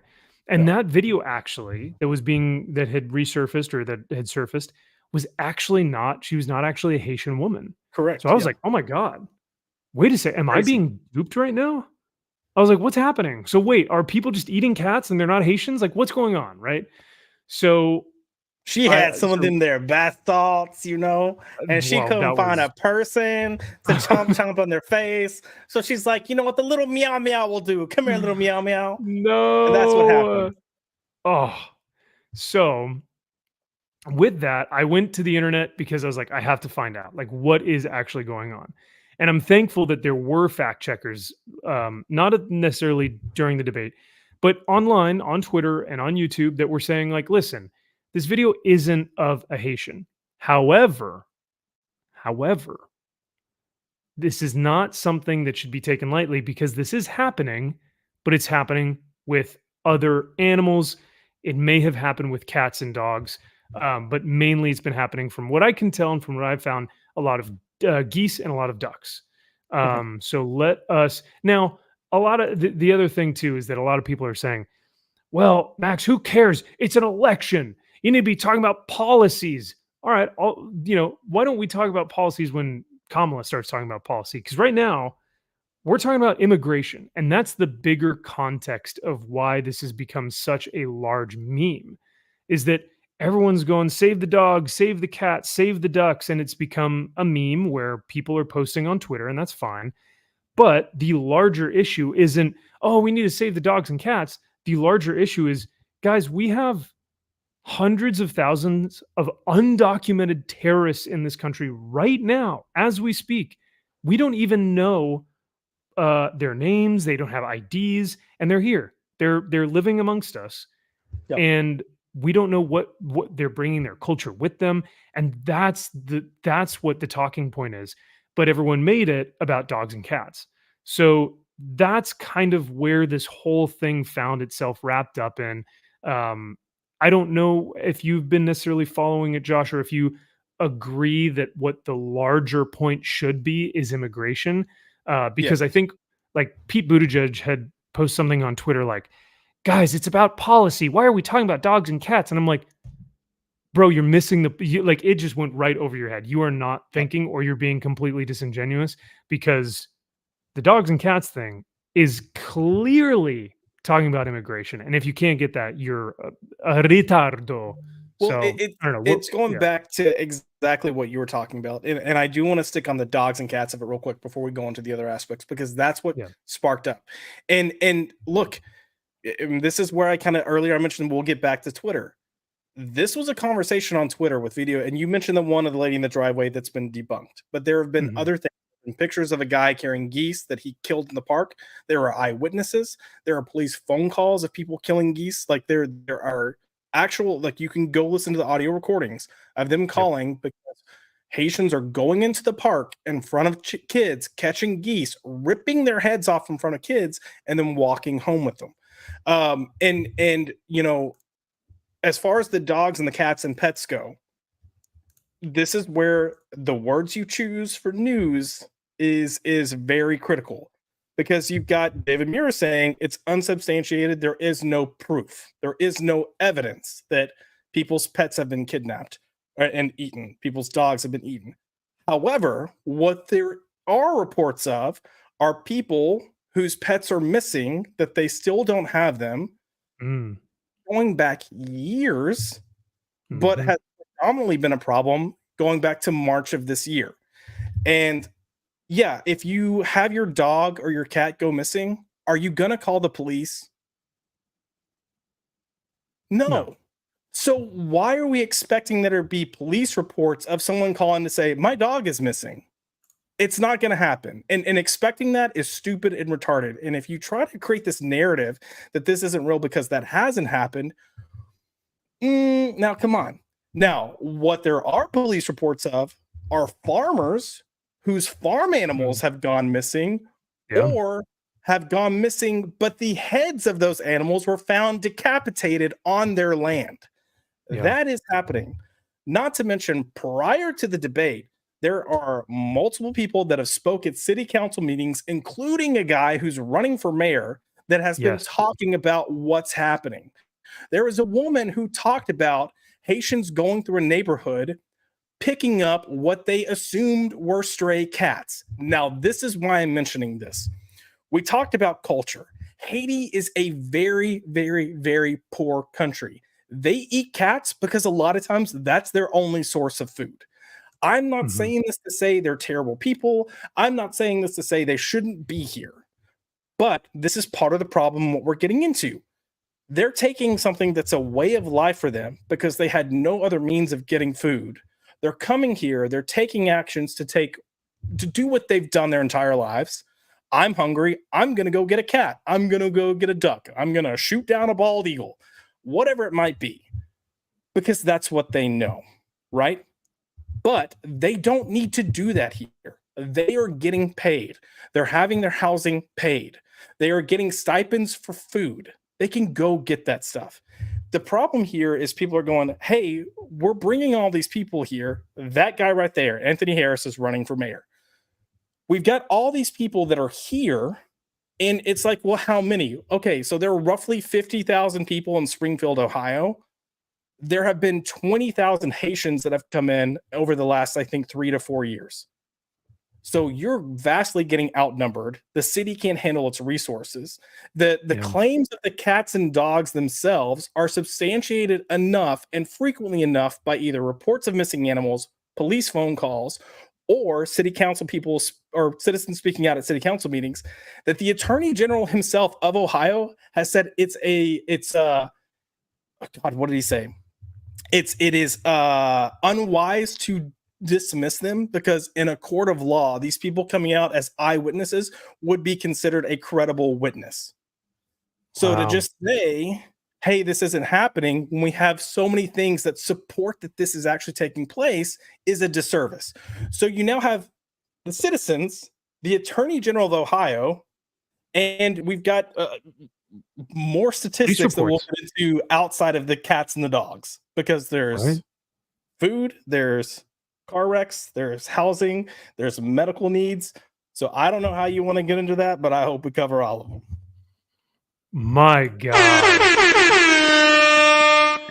Bravo. That was beautiful. I mean, I knew that you were going to be passionate about this, but man, you articulated every point that I really wanted to cover, and that is ultimately the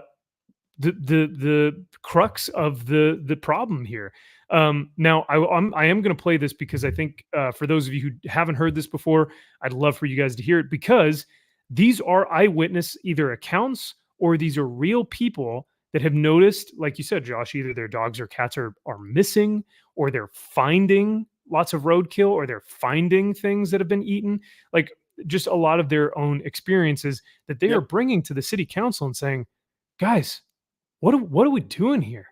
And like you said, they can Springfield, Ohio is a small town. Like you can't import 20,000 people in a town of 100,000 people and not notice a difference. You know what I mean? Like you're going to see a quarter of your population eating cats and dogs. Like you're going to be like, what the hell, bro? The only thing I did want to mention though. So you said that the Haitian people and their culture is that they eat cats for survival and dogs for survival, or whatever they can get their hands on. Really, it's not just cats are around, but yeah, correct. So cats are common for them. They have stray cats in Haiti that they will eat. I mean, stray cats, they're gonna multiply. It's easy access to food because they don't have the means to get other food. There's also a religious cult-like aspect within the Haitian community that people are trying to act like doesn't exist. It's factual. Like, they're Haitian people, not all Haitian people practice voodoo, and within voodoo, and listen, I've been studying voodoo because never mind, I can't say that. Never mind. X-Nay. I may be working on a project. Cut that. I might be working on a project that's dealing with voodoo. Brother, this guy stinks! Yeah, how about that, NDA? Oh God. Anyways, I'm working on a project that's dealing with voodoo. It is a common practice for Haitians, for a number of Haitians, and cats within voodoo are often used as sacrifices for certain. If you want to call it spells, fine, but they use cats for sacrifices in some instances. So it's twofold there, but predominantly food. Secondary, there is a voodoo aspect to this. Now, I didn't want to go down this rabbit hole, but I do follow guys like the Hodge twins. I follow Elijah Schaefer. I follow Nick Freitas. But I watched 3 videos on Twitter I really wish I never saw, and 3 videos that I really hope that I get that time back, because it was of Haitian men murder, like not killing, murdering, like brutalizing cats and kittens. It was to the point where I was so emotionally like not okay that I had to like put my phone away. Like I had to go on a walk and put my phone away because Twitter is the Wild West. And even Twitter had to take down Hodge Twins' video and Elijah Schaefer's video because they were so torturous and so haunting. And chat, I want to express, if you click on these, be mindful. You will never ever see anything like this ever again. Maybe other than like another human killing another human. This was one of the most haunting things I've ever seen. It is, and plus the noises are awful. So I would encourage you not to watch this, and just please take my word. you don't want to ever see something like this. But Was sorry, it the Josh, you have kitten something to video say? by chance? There were 3 videos. There was Okay. a kitten video of with the neck. yes, yeah, And then, yep.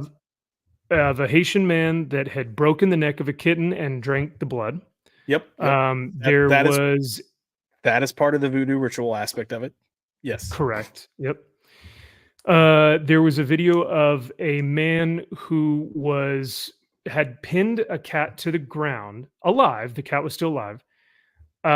Did push-ups on its body until its rib cage had broken, and then once he had finished doing push-ups, he then slowly moved it the opposite direction until it stopped making noises.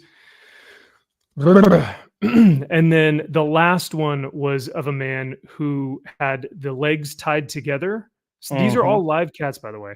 Yep. And continued to twist the cat until it no longer made a sound as well. So these things are happening, and I'm kind of on the same page of that last video that we saw of your friend, where it's like the people who are laughing and going like, this isn't happening, or you're just a conspiracy theorist, or you're crazy.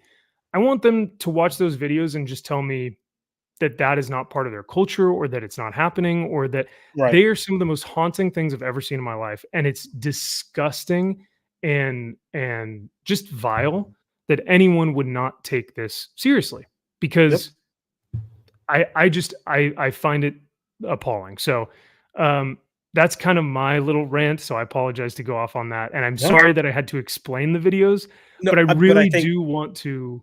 I think that was needed. I think people need to understand that those are like, that is a part of some of their culture.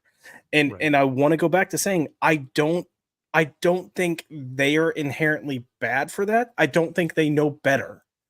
But that's the problem with bringing them here, because we're not saying, if you're going to come here, these things are not okay. Right. And like I said, like you said, even if that is their culture, that does not fly here, and that does not make it okay. You know, like for a person who is a practicing Satanist, their culture tells them one thing. That doesn't mean it's fine or okay. So, but Nick Freitas had something interesting to say. He said, when the left will say, no one is eating people's pets, which means we're 1 week away from, why do you care that people are eating pets? Which is 3 weeks away from, why eating pets is a good thing, and a full month away from, refusing to eat pets is white supremacy. Well, yeah, this is their shtick, you know? I mean, look at the debate when she brought up the virus.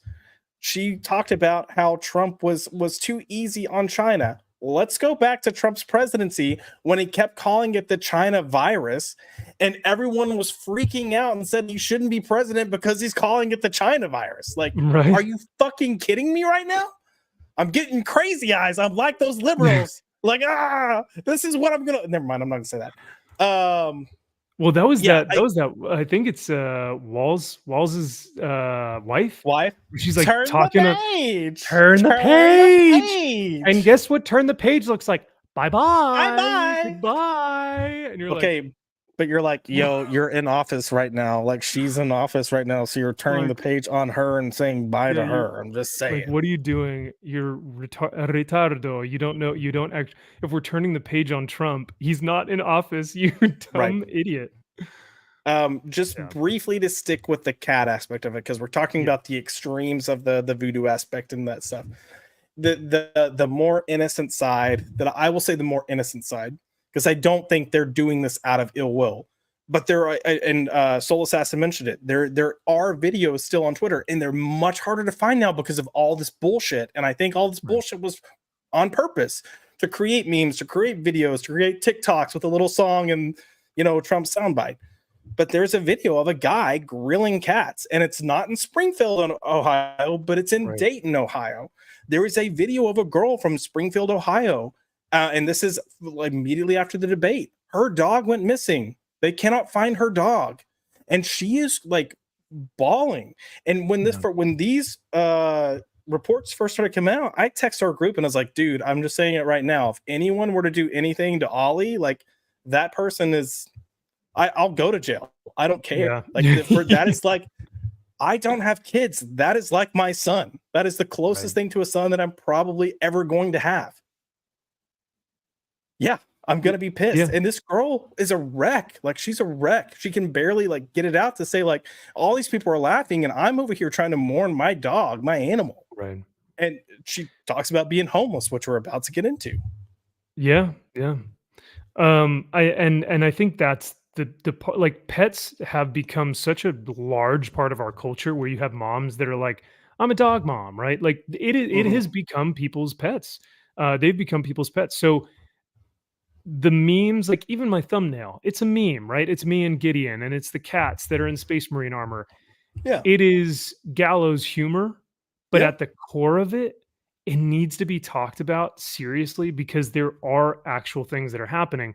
And when Kamala dismisses it, or when the moderator says, "Oh well, the Ohio City Councilman or whoever it was, the Ohio State official said that it wasn't happening," they are choosing to believe that it is not happening because they know that if they were to say anything like that, they'd be labeled a racist, or they'd say, "Oh, you don't want immigrants here? You're against immigration," and it's like. They are so afraid that they're going to be seen as, maybe I don't want to be a racist, that they're willing to let other people's livelihoods, their families, their dogs, their cats, their communities be overrun and taken over by people who don't. And like you said, maybe they don't know any better, or maybe they have ill will. I don't know, but both are not good situations because both equal dead dogs and cats. So let me go ahead and play this because this is just a little clip. This is from Matt Walsh's video. But this city council, if you guys chat, I would encourage you guys, don't watch the cats dying videos. Those are horrific. And I want that part of my life back so I don't have to see that. But do watch the city council. That whole video is really enlightening, and you'll get a lot of good stuff from that. So of those videos. They're in the park grabbing up ducks by their neck and cutting their head off and walking off with them and eating them. Like, these are not civilized people. Opening containers in our grocery stores, helping themselves to what's inside and throwing the rest onto the shelves and floors. Pulling off of the highway to publicly clean and gut the roadkill lying there in front of anyone that passes by. Stealing animals from farmers and leaving their severed heads at the side of an old school where children play. Relieving themselves in public, making some barbaric stew out of the birds that live in our park. This is insanity, and it has to stop. But that would be claimed as racism. So I wish the guy that's in the red hoodie at the very beginning of the clip, Anthony Harris, I wish they had shown more of his full talk. Because even if they had shown another 30 seconds, he goes into all the problems that they're seeing. Part of the reason he's running for mayor is because, they are, I'm just going to go through this gamut of issues they're facing. And I'm sorry if this derails you. One of the biggest issues they're facing, specifically in Springfield, is housing. Because government is subsidizing housing for these Haitians, people are being kicked out of their apartments, being kicked out of the homes that they're renting, that they were paying $600 a month for, $800 a month for. As Matt said, this is a small town. Yeah. And they are now bringing in Haitians and charging $1,200, $1,400, $1,600. So doubling, if not more. And these landlords are just like raking it in, but it's leaving people homeless. So it goes back to the girl that had the video about her dog missing. She talks about being homeless, and the reason she's just like letting it all out is because she's homeless. She's having trouble finding work because they are prioritizing these guys getting jobs once they get papers to get jobs. She's lost her dog. She can't afford anything. Like her whole life is turned upside down. And her stance is, I've been abandoned and honestly been put out by my own country for the sake of other people that have no respect for our citizens in our country. So you're seeing that housing issue going on. There is a general safety issue because, again, there is a cultural difference that people are trying to confront the Haitians and say, like, hey, this isn't okay when they're doing stuff that doesn't fit the means of how we live our lives, that doesn't, fall in line with our laws. And when they are, they're getting approached with violence. They have Haitians coming into their yards with machetes, threatening their families, threatening to assault their wives or kids because they said something of like, hey, this isn't okay. That is not okay. And there's not any action that's being taken place. These Haitians are getting driver's license. No one can explain why. You've had independent investigators and reporters go down, ask the DMV, hey, are these people actually getting driver's license? And the DMV, people at the DMV can only say, yes, but that is legally all I'm allowed to say. And then one of the DMV employees even laughed. She goes, it's happening real fast, isn't it? Like, oh my God. They don't know how these people are actually getting their license, but they're getting licenses. They don't know if there's a test involved, what that test looks like. But these Haitians don't know how to drive. There are so many car accidents, and this is where part of the problem comes in with the mayor.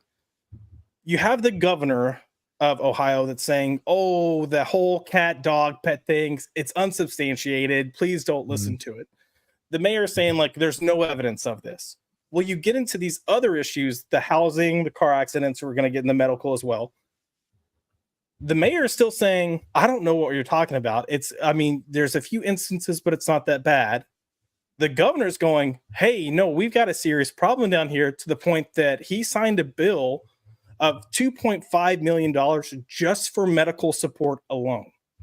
But you have citizens here who, I think accident rates have gone up 75% within the past 3 years. So car accidents. Jeez, within Springfield, Ohio alone, they've gone up 75%. You have citizens there that are talking about their car insurance has tripled. And when they call their insurance agencies to say what's going on here, they are blatantly being told it's because of the accidents from these migrants that are here. So that's a problem. You have the governor, again, acknowledging this. The mayor saying, no, nothing's happening, because guess what? It's election year. He's up for election. So he's going to make it look as good as possible. You have, I'm wanting to say it was, I don't want to misquote this, but I'm wanting to say it's like a 300 and something% increase in STDs that are being treated. Yeah, in Springfield. So one of them is HIV. Yeah. So it's putting a strain on the small town, and they don't have the means to care for it, and it's a problem. But our media, our Democratic potential president, they're just saying, oh no, this is fake news, don't listen. Oh no, this is fake news, they're just trying to lie to you. Oh no, this is fake news, like people are crazy, this is why you shouldn't trust Republicans. And meanwhile, you've got actual citizens going, no, we've got a real problem, please send help. Because your policy, Miss Harris, is to keep letting people in like this, and it's only going to create this problem. And let's be very clear, we are looking at one city in Ohio, but you're seeing this influx in multiple cities in Ohio. Everywhere. And not just in Ohio, but just Oh yeah, absolutely. Dude, that's incredible. And thank you for sharing all that information, because that's what's really going on behind the scenes, behind all the cat memes you see, behind all the dog and duck memes. Like, the seriousness of what is actually happening in Ohio and across the US with the immigration problem is a very, very real concern. And it is prioritizing people who care nothing about us or our pastime or our culture or our democracy over people who have lived here their entire lives, or who are trying to get by on 2 to 3 jobs or working part-time and trying to make it.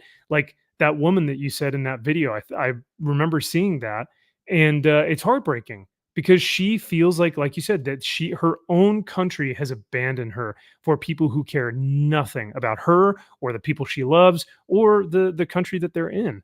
I think you had also mentioned the fact that the mainstream media will hide all this. I think the mainstream media they're saying that this either isn't happening, or if it is happening, I have a feeling that people are just going to say, oh, well, you're just fear mongering. right? Or they're just trying to fearmonger to get more votes or whatever. But you cannot deny the statistics that's going on and the people that have these real world experiences that are talking about it at these, city councils. I do want to play the audio from one of these instances. And in the call, the resident reports a group of Haitian migrants carrying 4 geese. Here's some of the audio. Clark County Communications. Oh, yes, ma'am. I got a question. This is a non-emergency line, correct? Yes, it is. Okay. I'm sitting here. I'm riding on the trail going to my orientation for my job today. And I see a group of Haitian people. There was about 4 of them. They all had geese in their hand. They got away. I couldn't make out the first 3 of the license plate. The heads and carcasses of slaughtered. Here's more of the slaughtered carcasses and the heads of, farm animals and things of that nature. Slaughtered pigs are being left out in public, and you can see the image.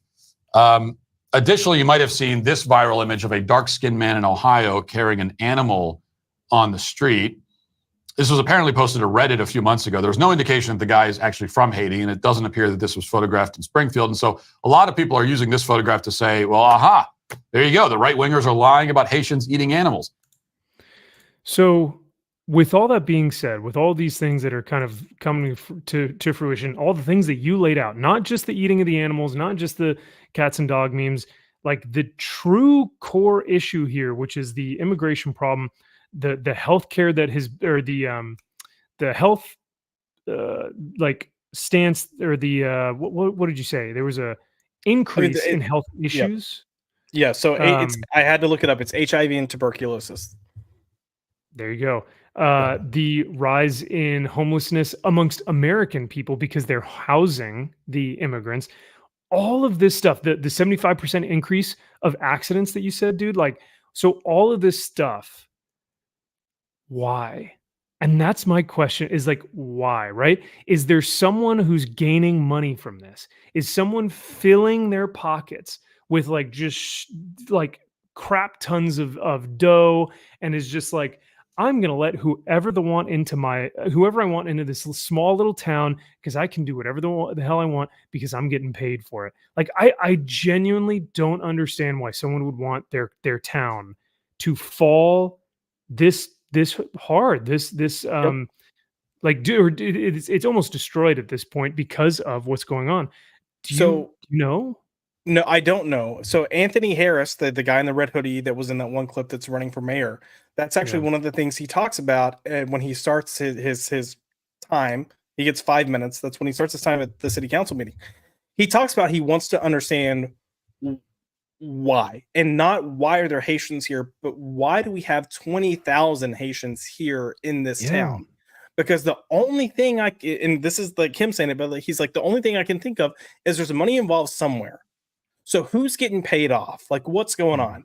And he talks about the landlords and how they're making it big, but he's like, someone up here, you've got to have, an understanding. And then he talks about how, like, you guys are up here in your fancy little seats up here and living in your fancy neighborhoods within town. Go drive around, because it may not be tent city here, and it may not be tent city in your neighborhood, but almost everywhere else in Springfield, it's tent city. And guess what? It's not Haitians, it's our own citizens. So this is a guy that's had no political aspirations in his life. If you ask him what he is, he does prank videos and he considers himself a YouTube influencer. But he has spent the past 4 years documenting. He's got there's a private Facebook group that he's running that citizens of Springfield can be added to. I'm sure if you're on Facebook, you've seen them. Like, for me, we have our hometown name, rants, raves, and recommendations. But he's got one specifically for crimes committed by Haitians, whether it's car accidents, theft, destruction of property, assault, threats, killing animals. And he has been documenting it and making sure the citizens are well aware of what's going on daily. And people are like, you should be leading our city because you are going out of your way to educate people, ask questions, and try to hold our city council accountable. And no one else is really taking this effort. So if you see a guy that used to do prank YouTube videos become mayor, it's because he took this seriously. Yeah, he took the initiative. So what did you say there? He asked questions. He did his research. Oh, get out of here, thumbs up. He asked questions. He did his research, and he challenged the current standing officials. If every American did that, could you imagine what we could be right now? If we questioned the current status of things, we did our research, we actually looked in, instead of having a viewpoint and gathering information to support that viewpoint, we did the opposite, and then we questioned the authorities that were currently in charge. Bro, I feel like we'd be really strong, but I don't know. Look at the gaslighting that's going on from a city level, from the mayor saying these things aren't happening. I don't know what you're talking about. Go talk to business owners within Springfield. They're talking. Business owners are telling you, like, especially grocery store managers, or if you've got smaller grocery store chains, they're talking. But even from a national level, you've got a potential president-elect, well, potential president saying this isn't real, this isn't happening. You have the news anchor, David Muir, saying this isn't. By the way, I want to point out that David Muir said this is false. The mayor said there's no evidence of this happening. He quote unquote corrected Trump. And then like 2 nights later on ABC World News with David Muir, he talks about the whole Springfield, Ohio thing in more detail, that they sent someone there. They're not seeing the things that are being discussed. No. Hold on. It gets better. It gets better. He makes a point to reference that there used to be a huge feral cat problem in Springfield that is not there anymore. Oh, brother, this guy stinks! Shut the front door, dude. With 2 together, they're not even really what happened to the feral cats that have been there for like 20 years. Actually, does that mean that he's saying it's a good thing? He's like, well, actually, there were a ton of feral cats, and they probably shouldn't have been there. So it's a good thing that the Haitians are eating them. Is that what he was saying? I need to. They're just saying, they're acknowledging that there's a shortage of cats, but people aren't eating cats. People aren't eating pets. There is another news article that's a written news article that is pretty much saying Haitians are helping clean up the city from its feral cat. Oh, problem. Oh my God. That makes me so mad. Absolutely not. There is a lady who was like born and raised in Springfield, and she's one of the people that spoke at city council. She's a tiny little white lady. And she starts off by saying, I want to be very clear. This is not a racist issue. For me, this is a cultural issue. We have people coming here. I welcome difference. I welcome people from other nations. I welcome people with different races. I enjoy other cultures. And then she goes on to talk about how all these problems are happening. But she is considered kind of like the cat lady, because she's the one that's like, yeah, I get they're strays, but they're still animals, and we should try to help them or care for them or catch them or whatever we can do. Yeah. So she would feed the cats in hopes of trying to catch these cats. So she had roughly 50 cats on her land, and she's like, they're not here anymore. Oh, and she that's openly right. discusses that. And I'm like, at some point you have to put 2 and 2 together. Like, you have to use common sense to go, here's some information and here's some information. These things seem to go hand in hand. And cats used to be there, and now cats aren't there, but Haitians are there, but cats aren't there. And it may be a coincidence, but something tells me these things are connected. And again, I'm not saying that if Haitians are coming there and they're eating cats for food because that's what they've always done, I don't think they're bad people. But that's not our culture. And someone has to explain that to them, like, this is not okay. Because, maybe 98% of the ones they've eaten are stray cats. But then somewhere along the way, someone's pet got eaten as well. How do you know? And that's the thing, regardless of whether they're strays or not, no one wants their 5-year-old, 6-year-old child to walk across a dark-skinned man with a cat in his mouth, eating him on the side of the road. That's horrendous. That's horrific. That little kid is never going to, so people don't want to leave their apartment to go out in the parking lot of their apartment complex to see a Haitian guy skinning cats in the parking lot. Is that video's online too? Yeah. So, Steph, I saw you earlier. Give you a big thank you for being here. We love you, and we hope you're doing well. Save the cats, and we will kind of end this segment with some breaking news here.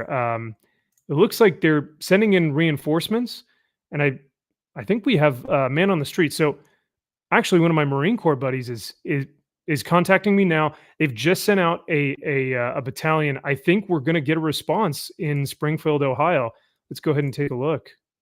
Oh my goodness! Now this is what we need, boys. This is what they're bringing in, the reinforcements. Here they come, and they're actually quite adorable. So look at that. Look at that one. Look at that little guy. He's got a hood on and everything. So they're adorable until they're not. Don't let these ferocious felines fool you. They may look cute, but they're dangerous. They're dangerous. They're armed and dangerous. Those are the eyes of AILLER. Yeah. Damn. You know, I don't know if we're responsible enough to handle AI. I'm just gonna put that out there. I love this, but I love this. Yeah, this is great. This is great. This is hilarious. So, with all of this being said, I think just to reiterate our points and just to kind of finalize things here, yes, there are going to be memes like this one, like that we're going to show and that we're going to laugh at, we're going to smile at, because I think that there needs to be a little bit of not humility, but there needs to be a little bit of levity every now and then. But the crux of the issue, at the core of what the Save the Cats really is, it's no one wants to see their community destroyed. No one wants to see their family, cat or dog or pet destroyed. No one wants to see an influx of foreign people who have no intention of doing things the American way. And the politicians have no intention of wanting them to do so either. I think it's fair to say that if people don't welcome that as willingly as Democrats may hope they would, that's okay, that is fair. So, but yeah, we do need a call to arms from the cats. Steph, my DM's on Twitter or Insta. Just let me know. So that is kind of our cat segment. Next up in the news, Josh, did you see the movie I Am Racist? I did not. I wanted to, but I've had a busy weekend. I have not either, and I really want to go see it, especially in theaters. I want to go actually see it physically, go buy my ticket and actually go be there. But I'm going to cover this article real quick. But before we do, we need our stinger.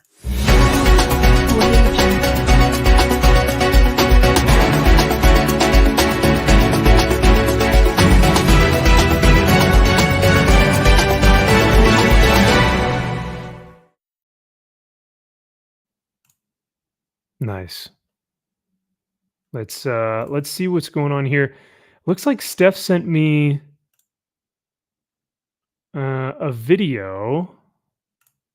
Hold on. Maybe this is breaking news. Hang on a sec. Wait, let me share this real quick. What the heck do we have going on here? This Don't is from, click it, it's porn. I was about to say, Steph, is this porn? This is from Defiant L's. It says, check this out. I stumbled across this video. It's pretty interesting. Let's see. Come have a look at what I just found on Kamala Harris's Instagram. If you go through the people she follows, you'll find something very, very strange. Pretty much all of them are either actors, celebrities, athletes, or political figures. But then you'll find someone called John Doe. So I did some digging on John, and you're not going to believe what I found. We know Kamala's flip-flopped on policy, but let me tell you, Big Johnny makes it pretty clear what the agenda is. Besides the traceable donations to the Dems, let me lay out why I think he could be one of the puppet masters behind their agenda. He's on the board of a number of key companies, the first of which is Google, which we now know has been extremely active in censorship, most recently when they stifled the viewership of the attempted Trump assassination and only showed Camilla search results when you'd search for Trump. I remember that. That was wild, man. I could not. I tried it myself, and I could not believe that was happening. I feel like we shouldn't be like we're like someone watching us. I feel like this video is like going to get us in hot water. I don't know. He was also an early investor in Twitter and very active in the decision-making during Jack Dorsey's ownership. He's a part of Bono's One Organization, Bill Gates's The Pledge, but the most crazy involvement has to be Forward.us, which he co-founded alongside Zuckerberg. It's essentially aimed at fast-tracking citizenship for immigrants in the US, and some of the rhetoric is quite alarming.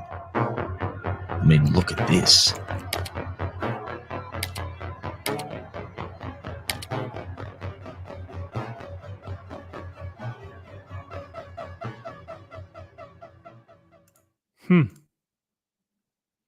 I mean, it doesn't surprise me that someone like that would exist. No, I mean we see there is so much of that. If you ever start digging into what's taking place behind the scenes of our country, there's so much stuff that is just like, it's disheartening and it's kind of mind-blowing in a way. But I will say this. I mentioned earlier, like, I've done some studying on voodoo because of a writing project. And that's just been very brief, quick, like, what if we added this element to the story? Something that I've been studying more and more and more for years now is our intelligence agencies and how we operate, why we operate, and the things that we've done. I have probably 60-something books that I'm either have read or in the process of reading that cover that cover intelligence, the way we operate, some of the reasons decisions were made. And I cannot look at our government as a moral entity after reading these things. And again, this is going back years. I think not too long ago on Twitter, I posted like, the first concept I had for identities was 10 years ago. And I've just been studying ever since. Why did we get involved in wars? How did those wars start? What was the benefit of us being there? There are so many things that are intertwined into finances that if you follow the money, you're gonna find the real reason. And like, I'm getting chill bumps. I don't think it's right. I don't think it's an honest way to live, but I think it's kind of what our country's been founded on and has been growing as the cause of our decisions pretty much, especially since the 40s. So it shouldn't shock anyone. Like, there's so much shit that we have a record of in government documents that have never seen the light of day on news, that have never been discussed, that have never been talked about. I could do a whole series of shows on that type of shit. So that's fascinating, man. I think you should, especially with your with the work that you're doing behind the scenes, your writing projects. Like, that stuff is so fascinating. And the fact that you're doing the research behind it too. I mean, you probably know stuff that even I don't, and I worked for the military. So that stuff like that is, I'm very grateful that you're the type of writer that does the due diligence to actually look at this stuff and say, what is going on and how can I write about it effectively and truthfully and add a level of verisimilitude. So that's really cool. I will make this commitment because I'm saying things. Tonight, when we finish the show, I'll go to Twitter and I will post each of the books that I've read or am reading. Identities, baby. Yeah, nice. So, the books that you've. Okay, yeah. No, please do. Well, let us get to our next topic here. California theater slammed after it pulls "Am I Racist" from screens, terrified of this film. So I know this does come from the Daily Wire itself, so this may be a little bit biased, but I just wanted to get some information because no one else was actually reporting on it. So I was like, well, I guess this is the only news source that's going to talk about it. A California movie theater dropped showings of Daily Wire host Matt Walsh's new film, Am I Racist?, after it said a strong reaction from community promoted safety concerns. The Del Oro Theater in Grass Valley announced on Thursday they would be canceling shows, which opened on Friday in over 1,500 theaters. That's pretty awesome. Across the country after community backlash. Due to the strong reactions from our community for and against the film and concerns for the well-being of our staff, we will not be playing the film Am I Racist as originally intended, the theater posted on Instagram.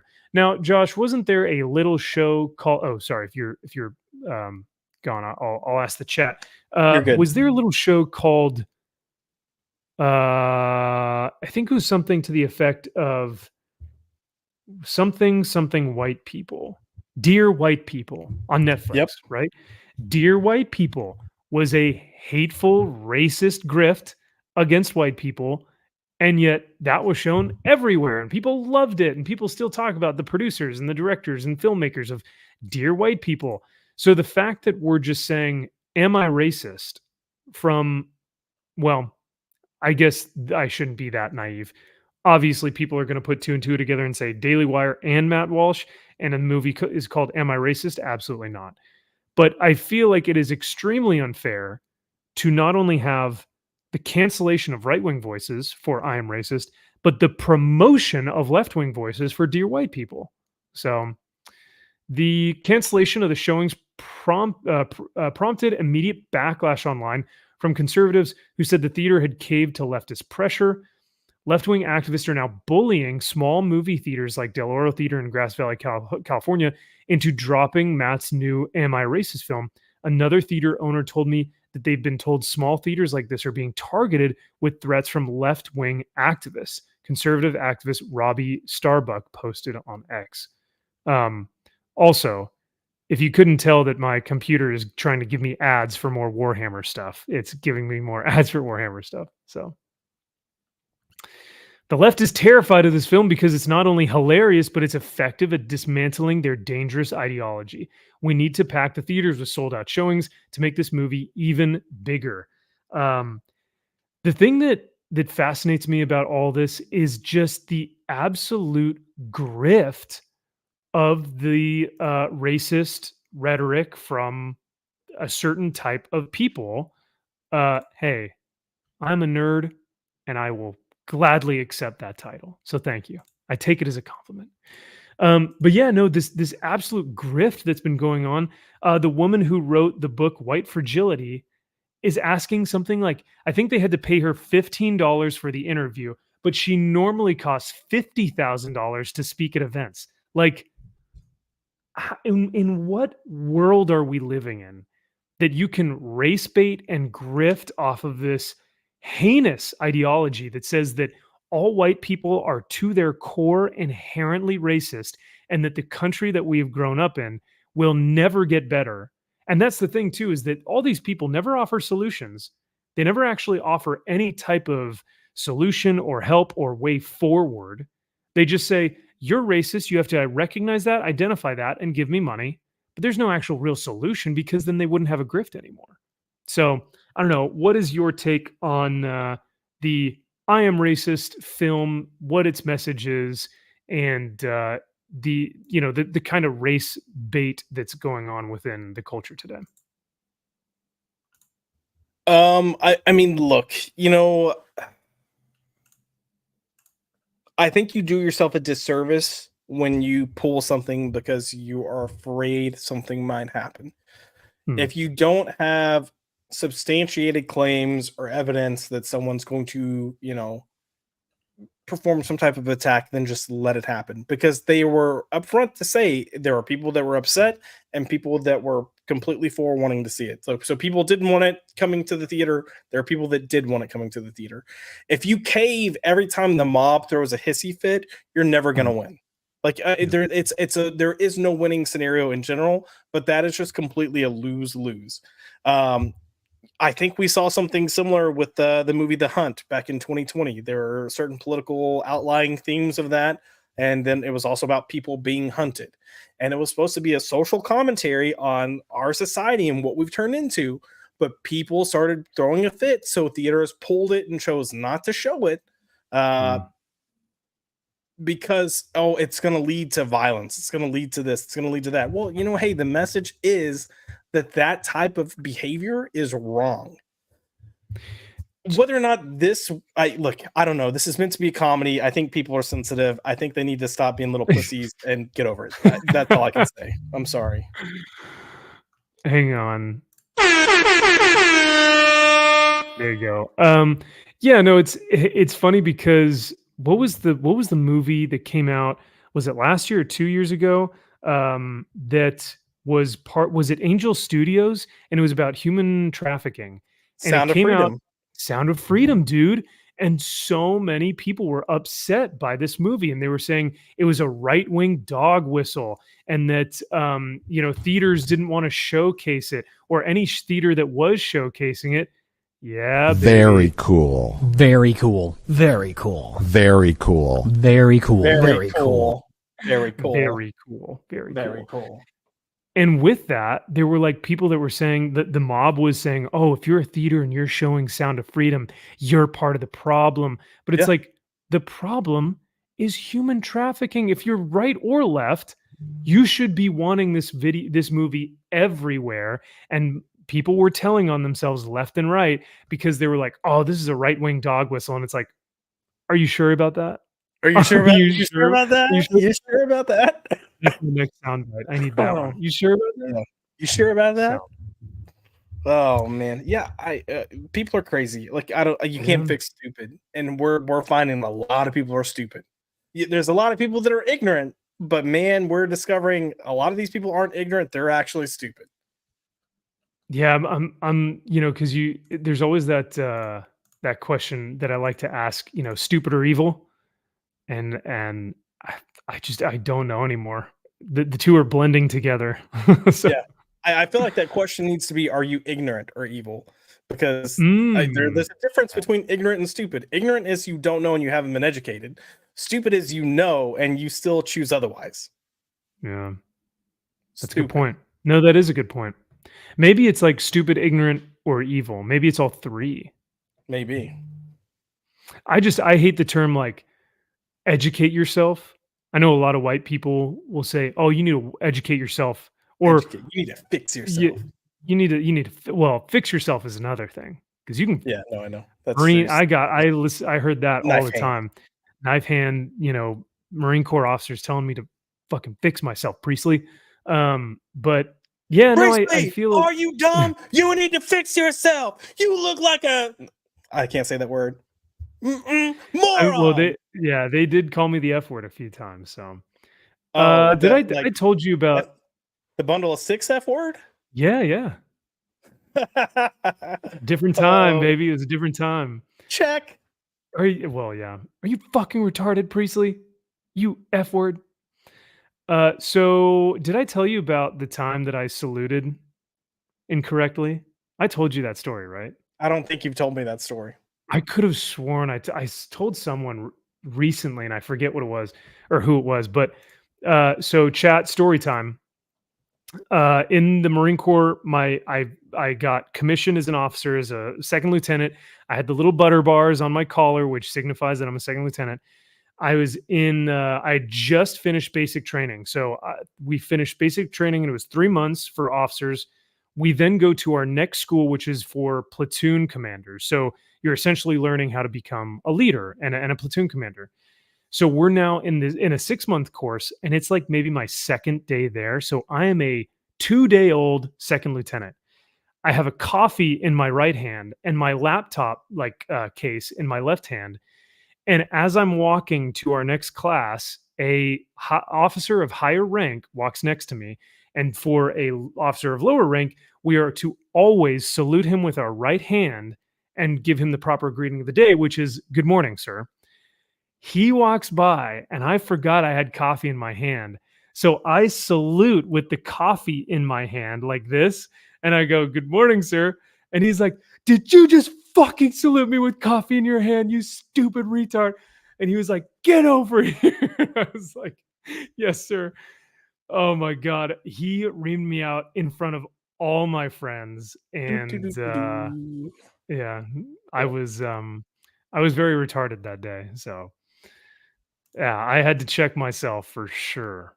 But that's a pretty funny story. So speaking of stupid,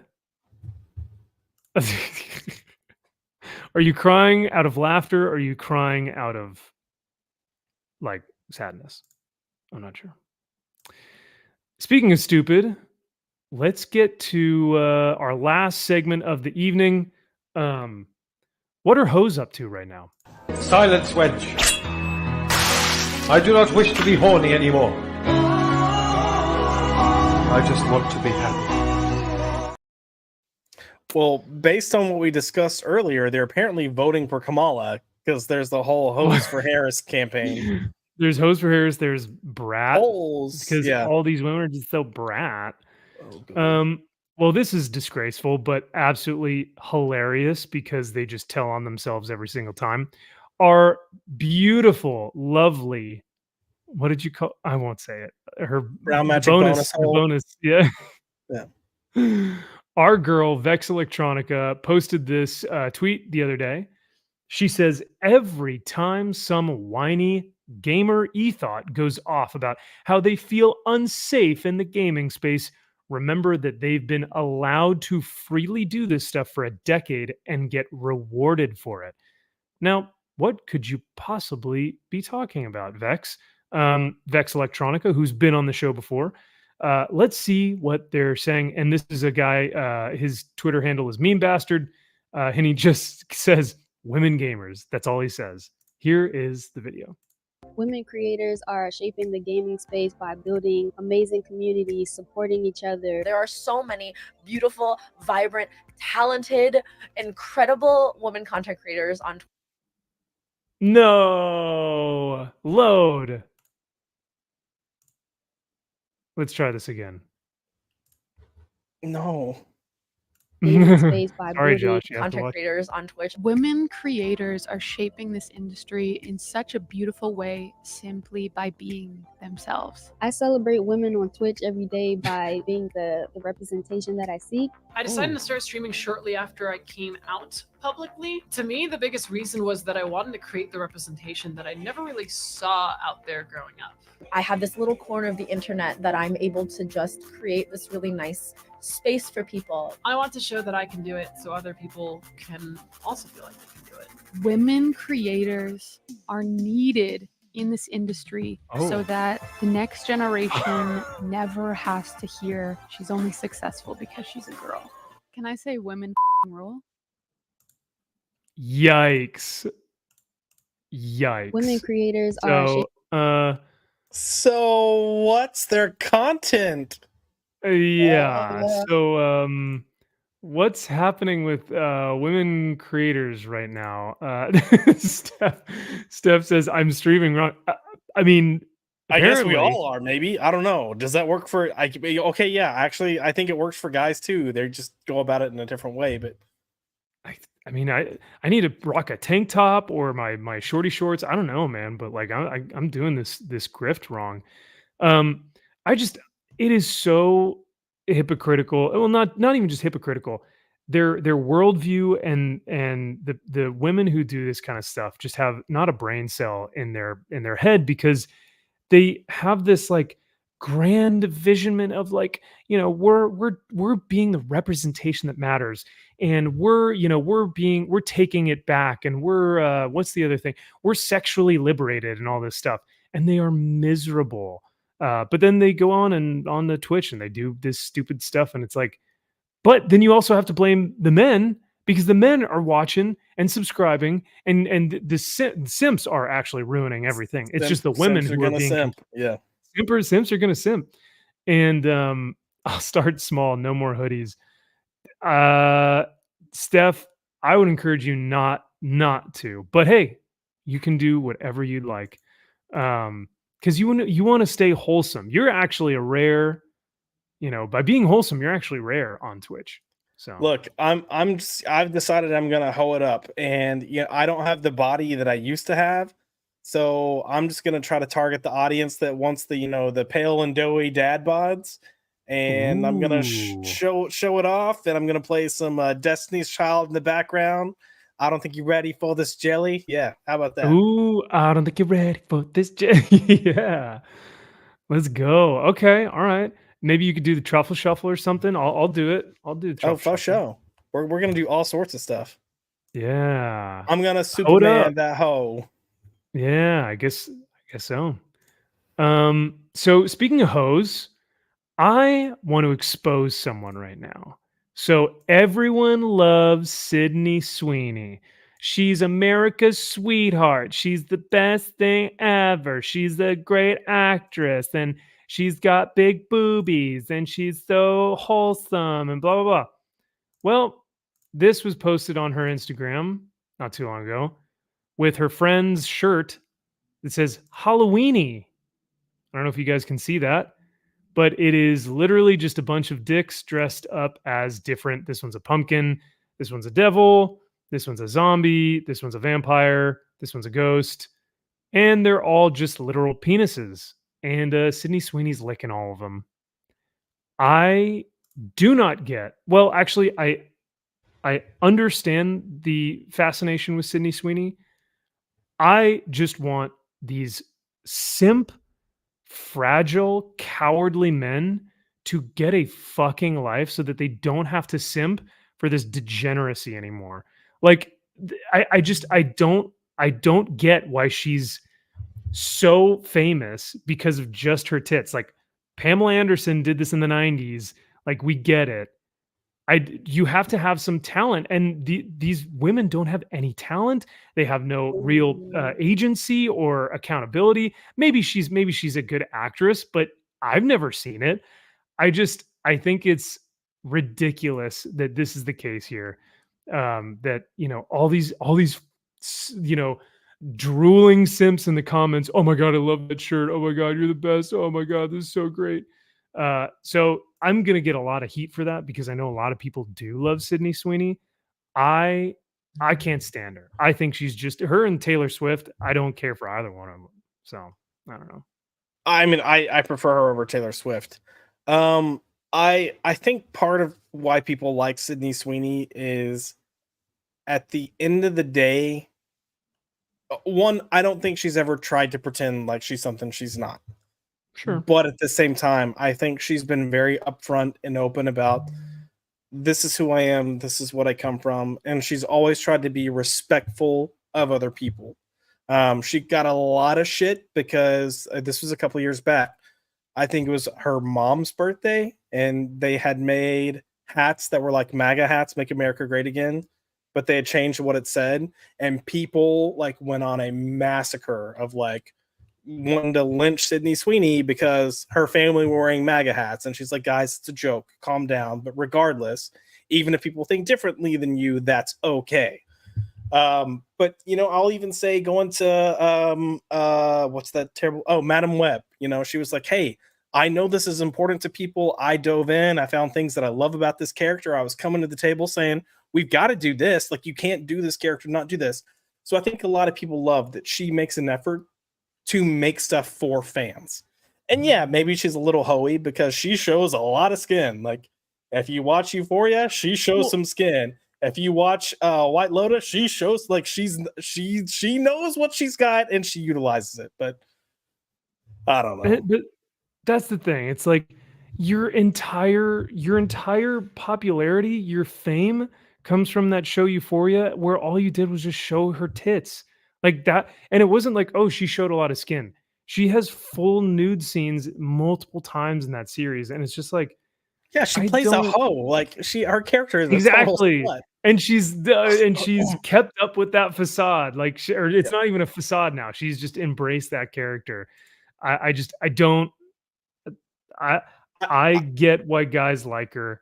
I see this stuff, and I'm just like, we need to wake up. We need to actually like say something, just be like, no. But let me put it this way. I would much rather you be Sydney Sweeney and do stuff that I don't necessarily agree with, but at least be true to who you are, versus Taylor Swift, who I think is fake as fuck.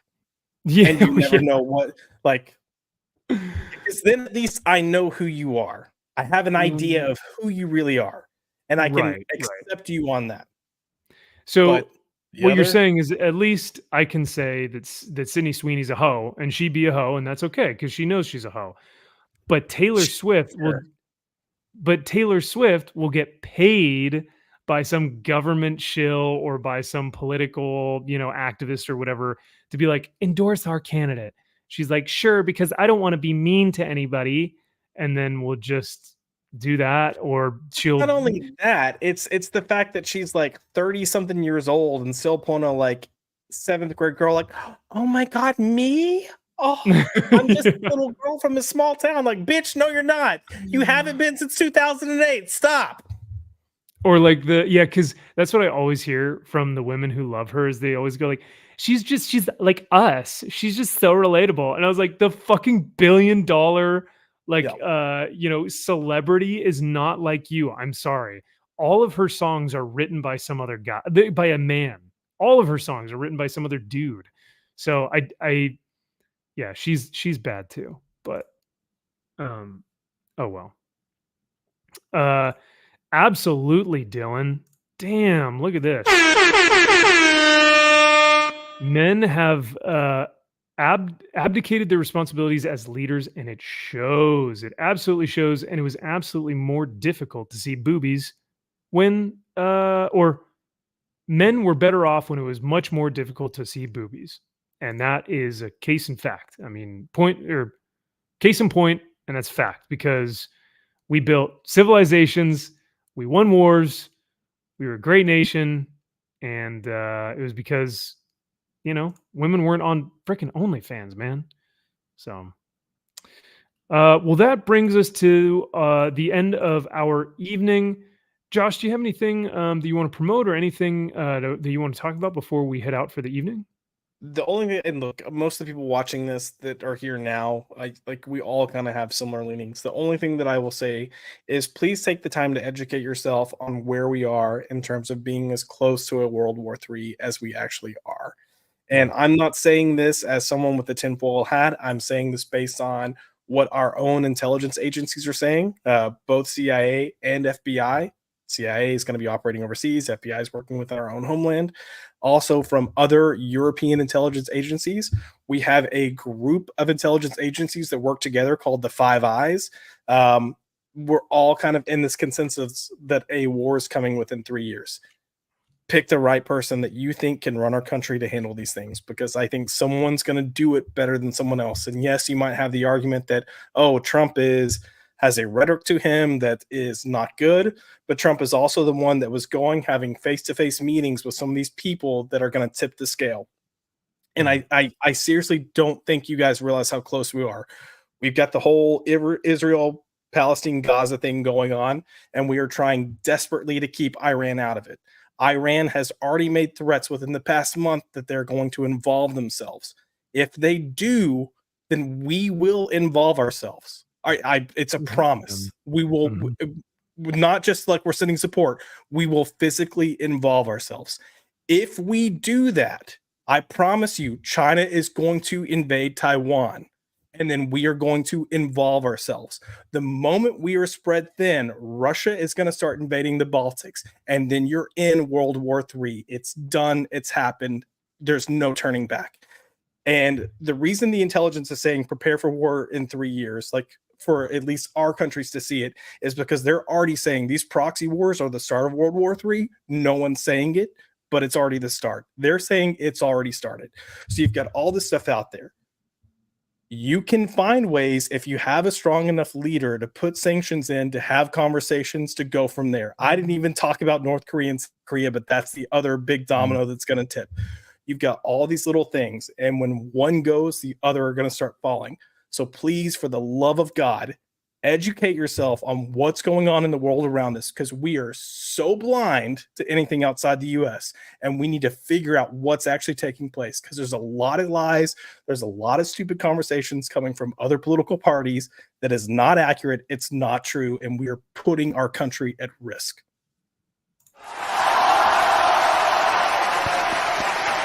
Well said. Also, I will be on MMM with Cannoli Sasquatch tomorrow night. No. You can't end a brilliant, no, I'm kidding. Yes, please plug your channel and your shows that you're going to be on.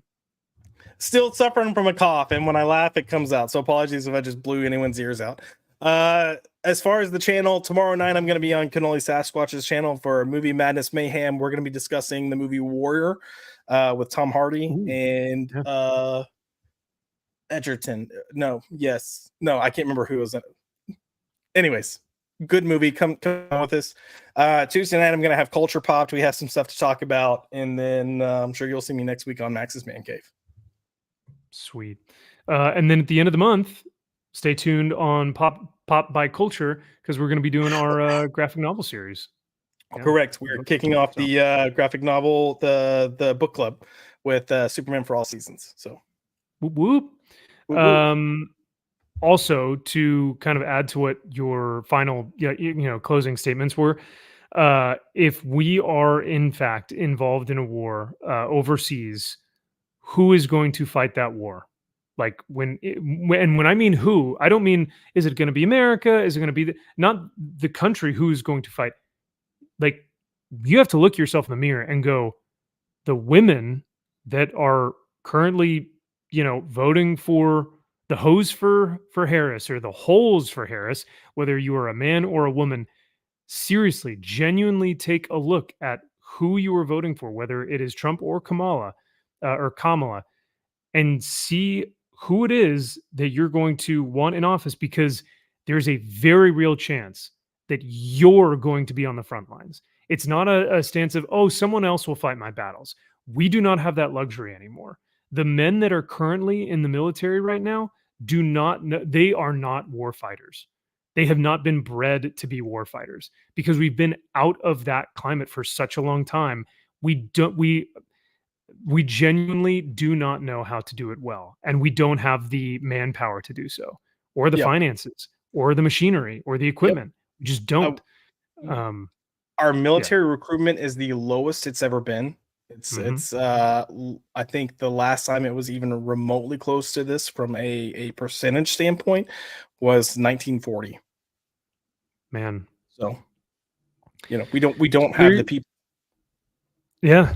So there you guys have it. I thank Josh, and I'm honored to have him on tonight, because he was just on fire. So thank you again for being on tonight, brother. And truly, you articulated your points so exponentially better than I ever could. So I appreciate you speaking on a lot of this stuff tonight. And also just, giving people a sense of common sense backed by your belief system, whether it's Christianity or libertarianism. But the fact that we can sit here and say, as a people, as a country, you need to educate yourself, you need to do your research, you need to question things, and you need to be informed, and you need to be ready. I think you need to be prepared. And so I think with this coming election, I think we've got 50 days left or something. That's a legitimate concern. That's something that we have to take into consideration. So to Josh's point, whichever person you do vote for, I think there's someone who will give us a better life and a stronger country.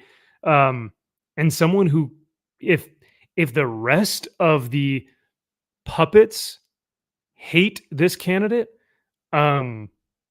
I think there's a good chance that that's probably the one that you want. If so many people are trying to not let him speak, I don't know. There's something in my gut that just says like, and obviously their policies, look at their policies, look at what they say, look at how they act. But yeah, if someone is trying to be silenced twice now, plus a lot of other things, I'm probably most likely going to be voting for a person who is challenging the status quo. Yep. So also, let's not forget that Putin himself said he would prefer Harris take office. Yeah. Jeez. I know there's the whole like Trump and Putin are buddy buddy, but if you're too stupid to realize why he would say he would prefer Harris to take office, I'm sorry, you're a retard. Yeah. Jack Frost, good to see you in here tonight, brother. Thank you for being here. Soul Assassin says, good movie. Living in Scary Times. Absolutely. Yep. And then there was something else. I'm trying to look for it. Oh, Rudy says, great show. Thank you, Rudy. And thank you for the $10 earlier. Speaking of super chats, we'll end on this. Dylan Lindsay for $2. Going up on a Tuesday. Got your girl in the cotton sheet Tuesday. Club going up. Thank you for the $2, my friend. He says, great stream. Highlight of my Sunday night. Dude, I'm honored. Truly, genuinely, that really means a lot to me. I never know how these streams are going to do. And I try and do as much research as I possibly can to be informed and to give you guys a great show. And so to hear that you enjoyed it and that it was a highlight, it means the world to me, man. So thank you for the 2. That means a lot. Well, that shall do it for the for the evening. Play the Military Cats vid. I think I got rid of it. I don't know where it went. I think I exited out of it. Such a bummer. Maybe I'll make that a clip on here. We'll watch that. But so to end the evening, we'll go out on a high note. Thank you guys again for such a fantastic stream. Like we said, just be prepared. We're living in scary times.